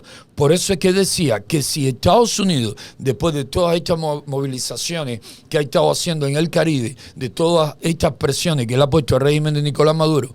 Si Estados Unidos no termina la obra, que es sacar a ese régimen del poder de la mejor manera, de la manera menos traumática, que menos afecte a los venezolanos, porque no quiero sufrimiento ni dolor para ese pueblo más del que ya han tenido con ese régimen criminal, lo mismo quiero para Cuba, sacar a esa tiranía de la manera menos traumática posible, pero todos sabemos, y esto puede sonar duro, pero todos sabemos que si la gangrena empieza a caminar por un miembro, si no amputas a tiempo, después es tarde. Después ya es imposible salvar la vida. Y hay que salvar a Venezuela, hay que salvar a Cuba, hay que salvar a Nicaragua. Y hay que evitar que se sigan adueñando de otras naciones en el continente, como han tratado de hacer con Honduras. Por cierto, hoy mismo están declarando los Zelaya, Xiomara Castro, de que las elecciones fueron fraudulentas y que no las aceptan. Eso es lo que hace la izquierda. Eso es lo que ellos hacen. Ellos no pueden perder, ellos no saben perder. Ellos siempre.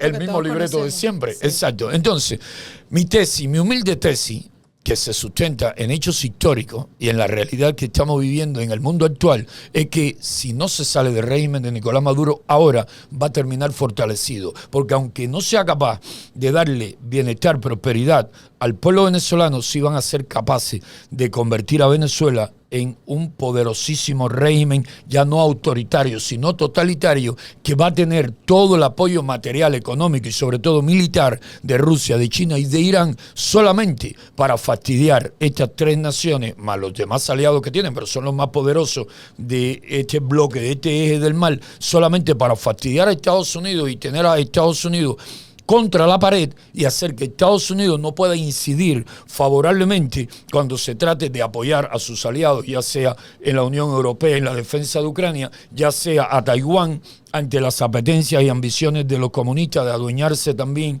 y controlar también a Taiwán, o en la defensa de Israel, como siempre ha hecho Estados Unidos ante los peligros que amenazan siempre a Israel, de Irán, de Hezbollah, de Hamas y de los demás terroristas, de los yemeníes, de los hutíes de Yemen. Es decir, esa sería la ecuación perfecta para Rusia, China e Irán, una Venezuela fortalecida, armada hasta los dientes, que esté en condiciones de matar en las prisiones, en el helicoide, en cualquier cárcel venezolana, a cualquier venezolano que levante su voz a favor de la libertad y los derechos humanos. Yo estoy segura que más allá de llamar al Tren de Aragua una organización terrorista, Trump y su equipo, Marco Rubio, todo el equipo, hicieron este entramaje, ¿no? No solamente para acabar con Nicolás Maduro, Diosdado Cabello y todo el equipo de delincuentes, pero también para acabar con Cuba, porque saben que es un efecto dominó. Entonces, si la Cámara fuese ahora, vamos a suponer Donald Trump, ¿qué mensaje le enviarías? Incluso hasta Marco Rubio, ¿no? Pero al final del día la decisión está en Donald Trump, para que priorice esta agenda hemisférica, recordando que Cuba es el epicentro de este mal antiestadounidense en toda la región.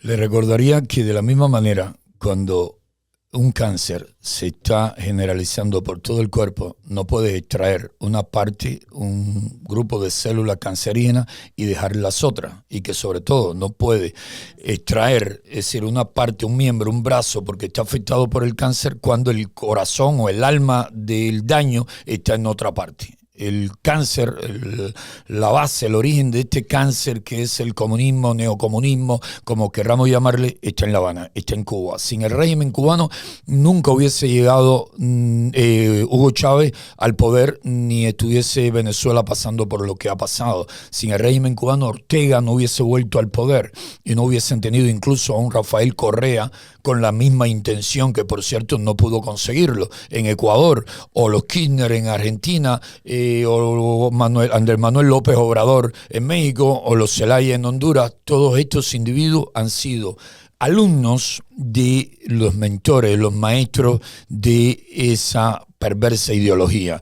Y el régimen de La Habana es quien le ha estado asesorando y ayudando cuando no ha tenido recursos para darle medicina o alimentación de vida al pueblo. Sí lo han tenido para adoctrinar, para llevar a Cuba a esos individuos, hacerles pasar escuela, instruirlo, capacitarlo, decirle, darle recursos, cómo ustedes tienen que hacer para llegar al poder. Recordemos aquella frase de Martí de que dos peligros tiene la idea socialista, como tantas otras: el de la lectura extranjeriza, confusa e incompleta, y el de la soberbia y rabia disimulada de los ambiciosos, que para hallar hombres sobre los cuales alzarse, comienzan por fingirse frenéticos defensores de los menesterosos. La Habana es quien le ha dicho, tienen que ser hipócritas, tienen que mentir, tienen que ser expertos en demagogia, tienen que decir al pueblo, queremos salvarlo, queremos poner fin a las necesidades que ustedes tienen, a los bajos salarios, a las dificultades que puedan tener con la alimentación, queremos que tengan escuelas gratis, salud gratis, pero nunca le dicen, te estamos ofreciendo tantas cosas para que me des tu voto, y cuando tengamos ya el poder en nuestras manos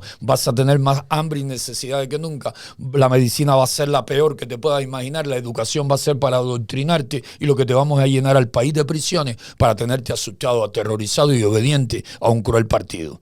Esa es la realidad. Por lo tanto, el mensaje en síntesis es que si ayudan a los venezolanos a recuperar la libertad y la democracia y dejan en La Habana al régimen de los Castro y de Canel, pues tendremos nuevas Venezuela, cuando menos se lo piensen, por todo el continente. Yo todo lo que he aprendido, para que tengas un poquito de historias de lo que yo, por qué mi lucha, todo lo que yo he aprendido del comunismo y del socialismo, yo lo he aprendido del exilio cubano. O sea, yo advertí de la llegada de Chávez, dije, este no es la persona, no se puede votar por un golpista. Y bueno, ya 26 años después, ya la historia nos ha dicho el error, ¿no?, que cometieron los venezolanos. ¿Tú crees, conociendo el monstruo de 1000 cabezas, que me parece que la gente en el mundo que vota por el socialismo y por el comunismo no conocen ese monstruo de 1000 cabezas que radica en La Habana?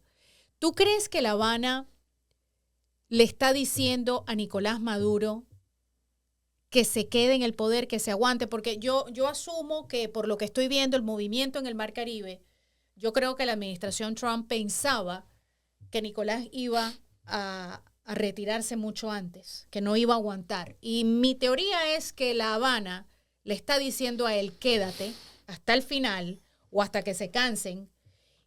Y si Nicolás termina muerto, le está dando el premio del mártir.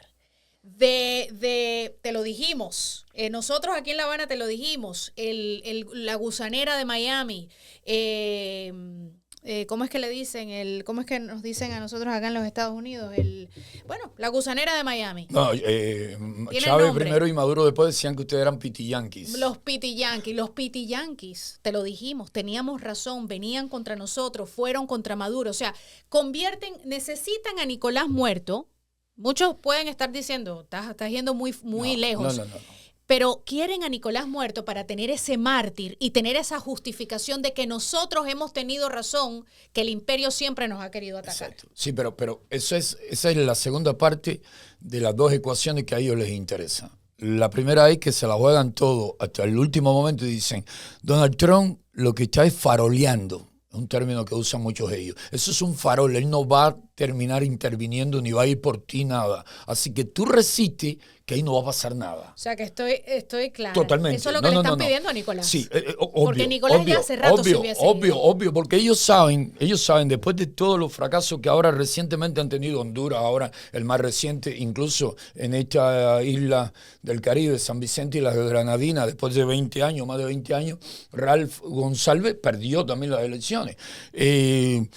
En Chile posiblemente, yo espero que también la candidata comunista no triunfe, pierda las elecciones. Es decir, en medio de esta situación, ellos sienten, Colombia puede ser que terminen saliendo del pacto histórico de Petro y de Iván Cepeda. Espero, porque no escucharon al igual que los venezolanos. Exacto. Yo espero que por fin terminen oyendo y ahora hagan como los hondureños. Rectifiquen el rumbo. Exacto. Pero, es decir, en medio de esta situación, al régimen cubano le interesa, primero, que Donald Trump no pase de las amenazas y que termine todo volviendo a la normalidad y Maduro, el héroe que venció al imperialismo yanqui. Y eso en primer lugar. Cosa, si Donald Trump no toma una posición rápida, o sea, no toma acción, esto atornilla a Nicolás Maduro y a Cuba por 20 años más. Por 20 años más, totalmente. Mira, y no hay que tener una bola mágica. No hay que ser clarividente para saber que eso es lo que pasaría. Lo vemos. Estamos en total sintonía en cuanto a eso. Pero no solamente nosotros, eso lo están viendo muchos analistas y muchas personas con experiencia y que conocen a ambos regímenes. Entonces, ¿qué dice el régimen de La Habana? tú ahí que él con lo que lo alientan, no van a hacer nada. Vamos a levantar, estamos levantando. Hoy mismo veía en prensa latina, en Italia condenan la agresividad de Donald Trump contra Venezuela y le venden eso y le dicen, mira, se está movilizando el mundo y tú vas a ver que vamos a hacer que Europa se manifieste en contra de la intervención ¿dónde militar. me dejan los demócratas en este país? Exacto. Ahí mismo en el Congreso de los Estados Unidos, en Defendiendo. Nueva York, tenemos ya todo un movimiento para que no se concrete ningún tipo de operación militar en contra tuya. No te preocupes, no va a pasar nada. Pero ellos mismos, los de La Habana, se dicen, bueno, y si pasa, preferimos que muera antes que te vaya. Porque si te vas, entonces perdemos el apoyo y perdemos al héroe que necesitamos, el mártir. Que necesitamos de ti. Perdemos lo que tuvimos con Ernesto Guevara de la Serna, que lo empujamos por ahí para allá a sus aventuras y luego no le dimos, me estoy diciendo lo que se dicen ellos en La Habana, luego no le dimos el apoyo que necesitaba cuando se supo que era un fracaso su aventura en Bolivia y dejamos que muriese. Porque ¿qué es lo que íbamos a tenerlo? Acá en La Habana, molestando, acá en La Habana fracasado. No. Que muere en Bolivia. Y eso es lo que está pasando ahora con Maduro. Y Maduro está rodeado de personal cubano. Maduro es cautivo de las decisiones de La Habana. Si él fuese inteligente, él daba... Hubiese negociado hace rato. Hace rato. Y Trump le ha dado la oportunidad. Exactamente. Se la viene dando constantemente. Sí. Al final, yo lo que estoy viendo es que va a terminar como Manuel Antonio Noriega y posiblemente hasta como Saddam Hussein. No en la anunciatura apostólica como hizo Manuel Antonio Noriega, sino en una cueva, como en un túnel, en un hueco, como Saddam Hussein. Y lamentándose de no haber aprovechado las oportunidades que Donald Trump le ha dado. Y esto no es de injerencia, ni mentalidad militarista, esto es una cuestión de vida o muerte para Venezuela, para Cuba, para Nicaragua y hasta para los Estados Unidos. Porque si siguen tolerando como varios demócratas esa mentalidad de que las cosas se resuelven de otra manera, cuando vengamos a ver, ya no van a ser productos chinos por todos los mercados de Estados Unidos. Va a ser que hay que estudiar mandarín para poder ir a las escuelas en los Estados Unidos. Pero mira lo que está pasando con el islamismo acá en este país. Ese es otro tema que lo conversaremos en algún otro momento. Tú tienes allí una carta que me la enviaste.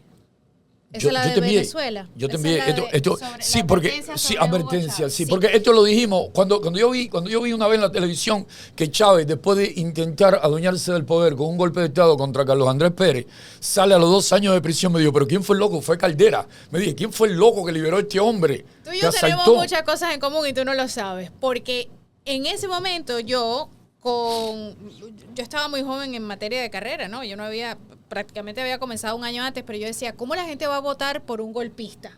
Igual se lo dije a los colombianos, ¿cómo vas a votar por un ex guerrillero? Sobre todo teniendo a 2 millones de venezolanos en Colombia pidiendo limosna en las calles, utilizando los servicios del Seguro Social, sabiendo lo que está pasando en el país vecino. Entonces, tú me mandaste, cuando tuvimos la primera comunicación a tu llegada acá, una carta que tú la escribiste desde una prisión. Desde la prisión. Y la escribiste para advertir a los venezolanos que lo hicimos acá. Lo hice yo porque ya yo vivía acá, José. El exilio cubano, los cubanos en Venezuela que vivían en Venezuela, decían, señores, no voten por este hombre. Mi camarógrafo, uno de mis tantos camarógrafos, él vio a Chávez en una marcha y le dijo a su esposa, vamos a nuestro segundo exilio porque esto va a ser una segunda Cuba, y después le tocó ir a cubrir conmigo para hablar del socialismo y del comunismo. O sea que tú tuviste ese olfato que tenemos las personas. Yo no he vivido el comunismo y el socialismo, pero vuelvo y repito, lo he aprendido de ustedes, de advertir, y me gustaría que la compartieras, porque es una carta brillante. Te cuento. Ya lo había hecho antes de ir a prisión, porque incluso Chávez aparece en La Habana, recién salido de prisión, a reunirse con Fidel Castro. Eso fue cuando fue a la Universidad de La Habana. Exacto. En el 1992. 4. Sí, 94. Que miraba a Fidel con unos ojos así. Como que estaba viendo a Dios, estaba viendo a Jesucristo. Él y su papá. Exacto, él y su padre. Él siempre le llamó el padre, el mentor, consejero, su guía, su líder. Bueno, cuando veo eso, y luego cuando en el finales de 1998, Chávez sale electo. Yo me digo, pero ¿qué pasó? Ahora voy a serte sincero, la culpa también es de los demócratas, de COPEI, de Acción Nacional, de la prensa, de todo el mundo fue la culpa. ¿Por qué? ¿Por qué te digo? ¿A qué fuiste a La Habana? ¿Cómo es que tú miras así a ese hombre? Eso es lo que tú me... obvio, dime, hay un viejo refrán que dice, dime con quién andas y te diré quién eres. Y yo le he dado 1000 vueltas. Le decía, dime a quién elogia, ¿Sabes dime... qué es lo que pasa, José? Que en Venezuela, por alguna razón que ya yo me di por vencido, hay un corazón, en América Latina hay un corazón socialista. Es lo que te decía y ahorita. piensen que el socialismo de centro o el socialismo de derecha, eso no existe, No, señores. no. El socialismo es la puerta al comunismo. Es bien sencillo. Recuérdense de Nueva York hoy y vamos a ver a Nueva York en un año. La ciudad de Nueva York a ver cómo va a estar. Y ya eso lo comprobamos en la pasada administración con Joe Biden, todo el desastre que ahora se está tratando de arreglar, porque desafortunadamente estos partidos giran hacia la izquierda. Y la izquierda se convierte en comunismo y el comunismo solamente sale horizontal. Es la única manera. Sí, pero la izquierda, ese extremo izquierdo tiene tantos votos porque ofrecen tanto y le están diciendo tanto a la gente, le vamos a quitar al que tiene para repartírtelo. El resentimiento social. Entonces, como hay desgraciadamente muchas personas que dicen, bueno, eso de al estilo Robin Hood, que le quita a los ricos para regalarle a los pobres, eso que me cuadra, pero no saben, bueno, aquí que está. Eso tiene un costo. Aquí está. Léeme la carta, Sí, vamos. esto fue hecho rapidísimo. ¿Por qué? ¿Eso Porque me fue llega... en cuál prisión? Prisión Provincial de Las Tunas. Me llega el periódico Gramma y veo los elogios a las maniobras de Chávez para reelegirse indefinidamente, ¿no? Y me dijo, ay, Dios mío, Dios mío. Eso fue en 1998. No. Esto es en el 8, 10 años después. A ver. La carta está escrita a mano. Yo la voy a poner. Sí, no, porque esto es lo que escribo en la prisión y saco de la prisión, ¿no? Y dice, porque lo hago en verso, ¿no? Octosílabo. Escuchen Dice, esto. siempre alerta. Dice, Chávez se ha empecinado con volverse a reelegir. Ten cuidado, Venezuela, o mucho vas a sufrir. Porque amo la justicia, por mi amor por la verdad, hoy te alerto, pueblo hermano, peligra tu libertad. Quien de la astucia se vale para extender su poder, que nunca nadie lo olvide, es bien falso su querer. Para quien lo quiera oír, este es un consejo sano. Quien poder siempre ambiciona, es un potencial tirano. Ten cuidado, pueblo noble. Hugo tiene un plan siniestro. Chávez no es más que un bribón, como Castro, su maestro. Ellos dicen que a los pobres felices les quieren ver. Cuando logran lo que quieren, no tendrán ni qué comer. Verán cómo crece y crece con Hugo y su socialismo, esa plaga tan dañina que llaman burocratismo. Ten cuidado, pueblo libre, no te dejes engañar. Cuando todos lo controlan, nadie se puede expresar. A quien piense diferente, le acusarán de traidor, maña vieja del maestro y de todo dictador. Te dirán que alfabetizan y que crean las misiones, pero no que llenarán todo el país de prisiones. Te dirán que al campesino la tierra han repartido, pero no que le tendrán sometido a un cruel partido. Para que la medicina a todos pueda llegar, no hay que vender el alma, cadenas no hay que arrastrar. Para que la educación llegue a todos por igual, ilotas no hay que ser, ni hay que aplaudir el mal. Derechos de todo pueblo, el deporte y la cultura deben ser garantizados sin caer en dictadura. Quien ofrezca hacerte el bien y te niegue algún derecho, un puñal envenenado, clávale bozo en tu pecho. Ahora Hugo quiere ser presidente vitalicio. No te duermas, pueblo amigo, o será largo el suplicio. Siempre alerta, Venezuela, esto no es invento mío. La vida sin libertad se vuelve un tremendo lío. Prisión Provincial de Las Tunas, 10 de diciembre. Ahora va a cumplir año este texto de 2008. Es decir, ya él estaba en el poder, ya él había hecho muchas maniobras para convertir a Venezuela en un régimen, copia del régimen cubano, pero todavía la oposición era bastante fuerte. Había con mucho, la constituyente. Exacto, el cambio cambio de la constituyente. Había muchos gobernadores opositores, muchos alcaldes opositores. No había oportunidad para rescatar. Para rescatar, exacto. Para sacarlo. Exacto. Pero era de esos tipos que, como dijo Martí, se fingen frenéticos defensores de los menesterosos para tener hombros sobre los cuales alzarse. Increíble. Pero bueno, ya yo siempre he dicho que los pueblos no aprenden con cabeza ajena. No. Desafortunadamente tienen que experimentar recibir. el golpe. ¿Cómo es tu visión del futuro de Cuba? O sea, vamos a suponer, cae Venezuela, eventualmente fichas de dominó, cae Cuba. O sea, ¿qué rol jugaría la reconciliación nacional para sanar las heridas del comunismo? Estamos hablando de 60 años. Yo creo que para recuperar a Venezuela van a pasar años y nada más han sido 26 años de dictadura. Lo de Cuba es más allá de un estado de emergencia, o sea, tenemos hambre, tenemos epidemias que matan silenciosamente, pero además de todo, la destrucción física, moral, está el componente social, el cubano.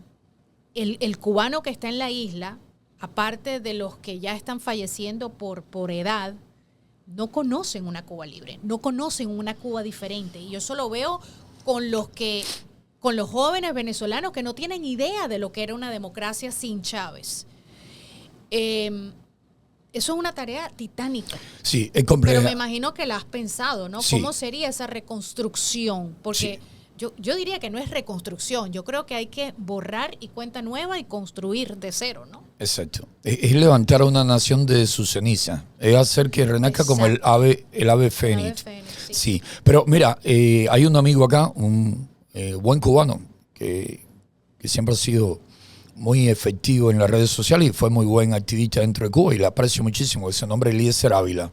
Y me dijo algo muy, muy inteligente y esperanzador en la primera ocasión que nos vimos acá en Miami. Me dijo, ¿tú has visto, José Daniel, cómo el exilio cubano es una especie de arca de Noé? Yo me sonreí, analicé y me di una definición magistral.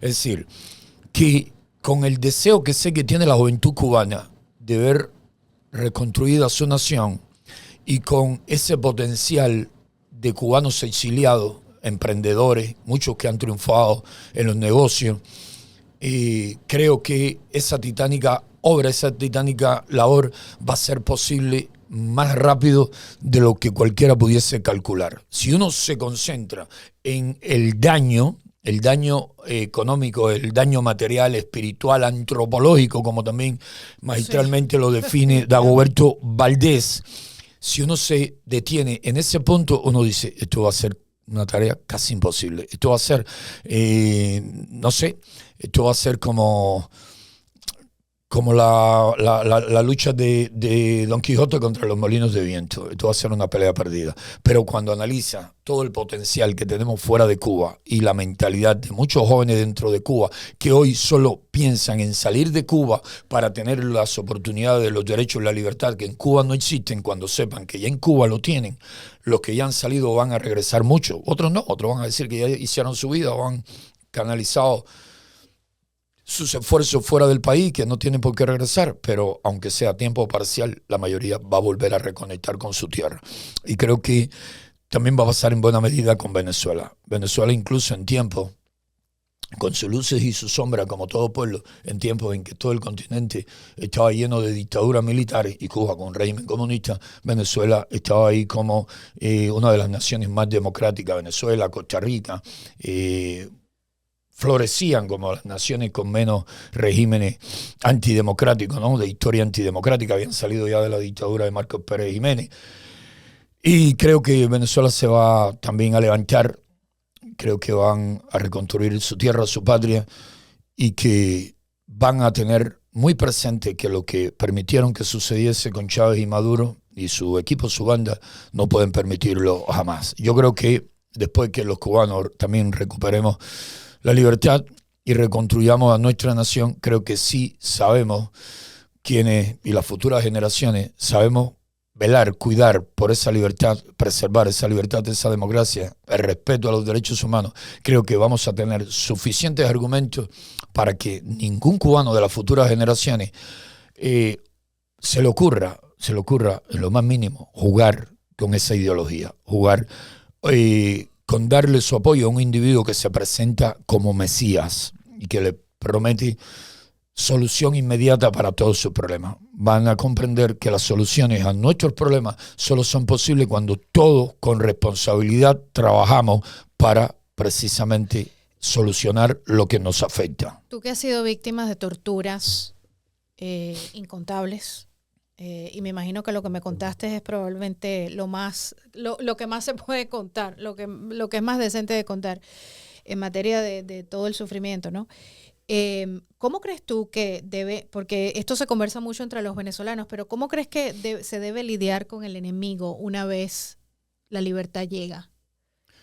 Mira, hay crímenes que no se pueden pasar por alto y que tendrán que responder por ellos quienes lo protagonizaron, quienes dieron la orden, ¿no? Pero si queremos...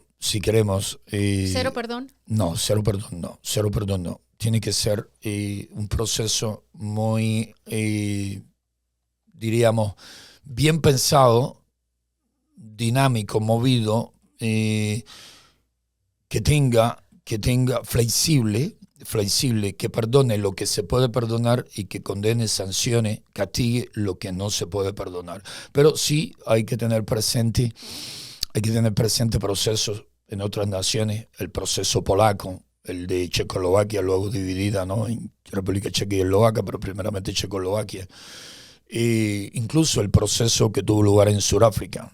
Y ahí, a quien no le gusta, yo no soy un fanático, yo soy un fanático de la libertad y la democracia, no de ideología y mucho menos de los extremos. Soy de derecha, pero no soy un fanático de extrema derecha, como tampoco nunca he sido ni nunca sería un fanático de extrema izquierda. Pero aunque no le perdono su complicidad con el régimen cubano, no puedo restarle mérito a Nelson Mandela con su actitud ante su pueblo cuando los más radicales de los negros surafricanos abogaban por ajustes de cuenta y matanzas incluso de blancos. Y Mandela fue capaz de impedir que eso ocurriese. Y incluso promovió una política muy inteligente, muy justa, muy acertada de reconciliación, de perdón hasta donde el perdón puede ser posible. Pero repito, hay crímenes que deben de ser juzgados y deben de ser sancionados por tribunales imparciales, justos. No queremos tribunales parcializados como hizo Fidel Castro cuando triunfó, que creó unos falsos tribunales que llevaban al paredón, al fusilamiento, a inocentes por montones. Eso no lo queremos, eso sería terrible. No se reconstruye a una nación, no se sana a un pueblo con una mentalidad de ojo por ojo, diente por diente. Ahora me toca a mí y te voy a hacer lo mismo que me hiciste. No se puede. No se puede porque nunca entonces tendríamos la Cuba que necesitamos, que queremos. O sea, una transición pacífica dentro de lo que cabe, con elecciones, me imagino, supervisadas internacionalmente. Internacionalmente, ¿no? Obvio que tienen que ser supervisadas internacionalmente y que tienen que, es decir, esas elecciones tienen que garantizarle a todas las partes plena garantía de que no van a hacer elecciones amañadas ni que alguna de las partes va a desconocer los resultados. Observadores internos, observadores externos, garantía total de libertad de expresión, igualdad de condiciones, porque no vamos a tener tampoco a un partido comunista reformulado con un nuevo nombre, haciéndose pasar por socialdemócrata, muy al centro, muy cercano al centro, que impongan sus reglas, sus condiciones para garantizar que las elecciones nadie se las va a ganar. Eso por supuesto que no. Y después de todos los crímenes, de todo el daño que han hecho los comunistas en Cuba y que por desgracia han exportado a naciones como Venezuela y Nicaragua y otras del continente, aunque en menor medida, yo abogaría como acaban de hacer los polacos, porque al Partido Comunista y a la ideología comunista se le declare ilegal de la misma manera que se declaró por sus crímenes, por los daños que produjeron, el sufrimiento que causaron a los partidos nazis o fascistas. Es decir, el comunismo, el nazismo y el fascismo son primos hermanos, aunque se presenten como enemigos. Hay historia suficiente y sus características demuestran que no hay cosa que se parezca más que el régimen nacional socialista. De hecho, todos terminan siendo socialistas. Benito Mussolini siempre fue socialista, y los regímenes comunistas, todos son socialistas en el fondo. El 10 de diciembre, miércoles, hay un evento mundial. ¿Cuál es tu llamado? Mi llamado es que los cubanos de dentro deben hacer todo lo posible, siempre cuidándose de ir a una prisión, pero siempre teniendo presente también que el riesgo siempre va a estar presente y que no se consigue la libertad, no se alcanza el respeto a nuestros derechos como seres humanos si no corremos riesgos. Dice un viejo proverbio árabe que quien no siembra su grano, fruto no recogerá. Quien no se arriesga al enemigo no vencerá. Y entonces los de dentro, con graffiti, con cacerolazos, con manifestaciones relámpagos, en una cuadra, en 2 cuadras, pequeñas manifestaciones por acá, pequeñas manifestaciones por allá, que cuando sume sean muchas manifestaciones que involucren a muchos cubanos, y los que estamos exiliados en las ciudades, en los pueblos, en las capitales, donde estemos, todos a las calles a manifestarnos a favor de los derechos humanos, a favor de la libertad de los presos políticos y en contra de los crímenes de la tiranía que pisotea, que esclaviza al pueblo cubano. Y también solidarios siempre con nuestros hermanos venezolanos y nicaragüenses, solidarios siempre con todo pueblo que luche por la libertad y la democracia en cualquier parte del mundo, en cualquier parte del planeta. Es una protesta mundial, 10 de diciembre, Día de los Derechos Humanos. Acá en el sur de la Florida, Restaurante Versalles en Miami. También en Nueva York, Embajada de Cuba en Washington, también en Chicago, en el Capitolio de Texas. Hay diferentes horarios para Texas, pero bueno, lo van a estar viendo en las imágenes y por supuesto la información. Tú vas a estar en el Versalles. Voy a estar frente a la Embajada de la Tiranía en Washington. En la mañana, tú vas a estar en Washington. Sí, okay. En la mañana estaré en una actividad que tendrá lugar en la Embajada Checa, acá en la capital estadounidense, y luego ya al salir de esa actividad voy a participar en otra más que me dijeron que se va a estar organizando, pero a las 7:20 voy a llegar antes de la hora de inicio. Estoy allí con mis pancartas a favor de los presos políticos, a favor de los derechos humanos y en contra de esa oprobiosa tiranía. Lección de tu encarcelamiento. ¿Te ha convertido en una persona inquebrantable? Sí, totalmente, totalmente. La prisión, yo tengo como filosofía de que si no pasas por experiencias extremas, no estarías en condiciones de liderar procesos complejos como el de alcanzar la libertad en una nación bajo ya más de 6 décadas, casi 7 décadas, bajo un régimen de corte comunista. Decía Martí, de la misma manera en que Martí decía que quien no ha experimentado el sufrimiento extremo no puede disfrutar de la felicidad extrema, así también te diría que quien no ha experimentado la represión extrema del régimen no está en completas condiciones para enfrentarlo en todo momento y lugar con la mayor eficacia posible. José Daniel, muchas gracias. Gracias por acompañarnos. Gracias a ustedes por estar en sintonía con nosotros de La Verdad con Karines Moncada. Recuerden de darle like, compartir este programa.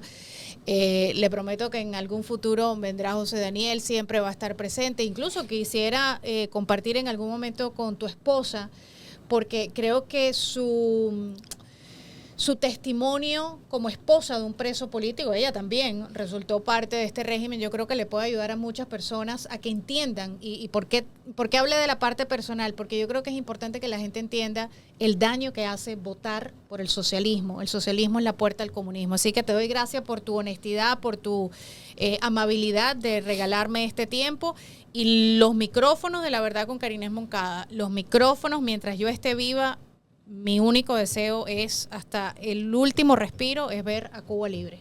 Y te lo agradecemos enormemente. Y te agradezco. Yo siempre digo que soy... Tu solidaridad, siempre has sido muy solidaria.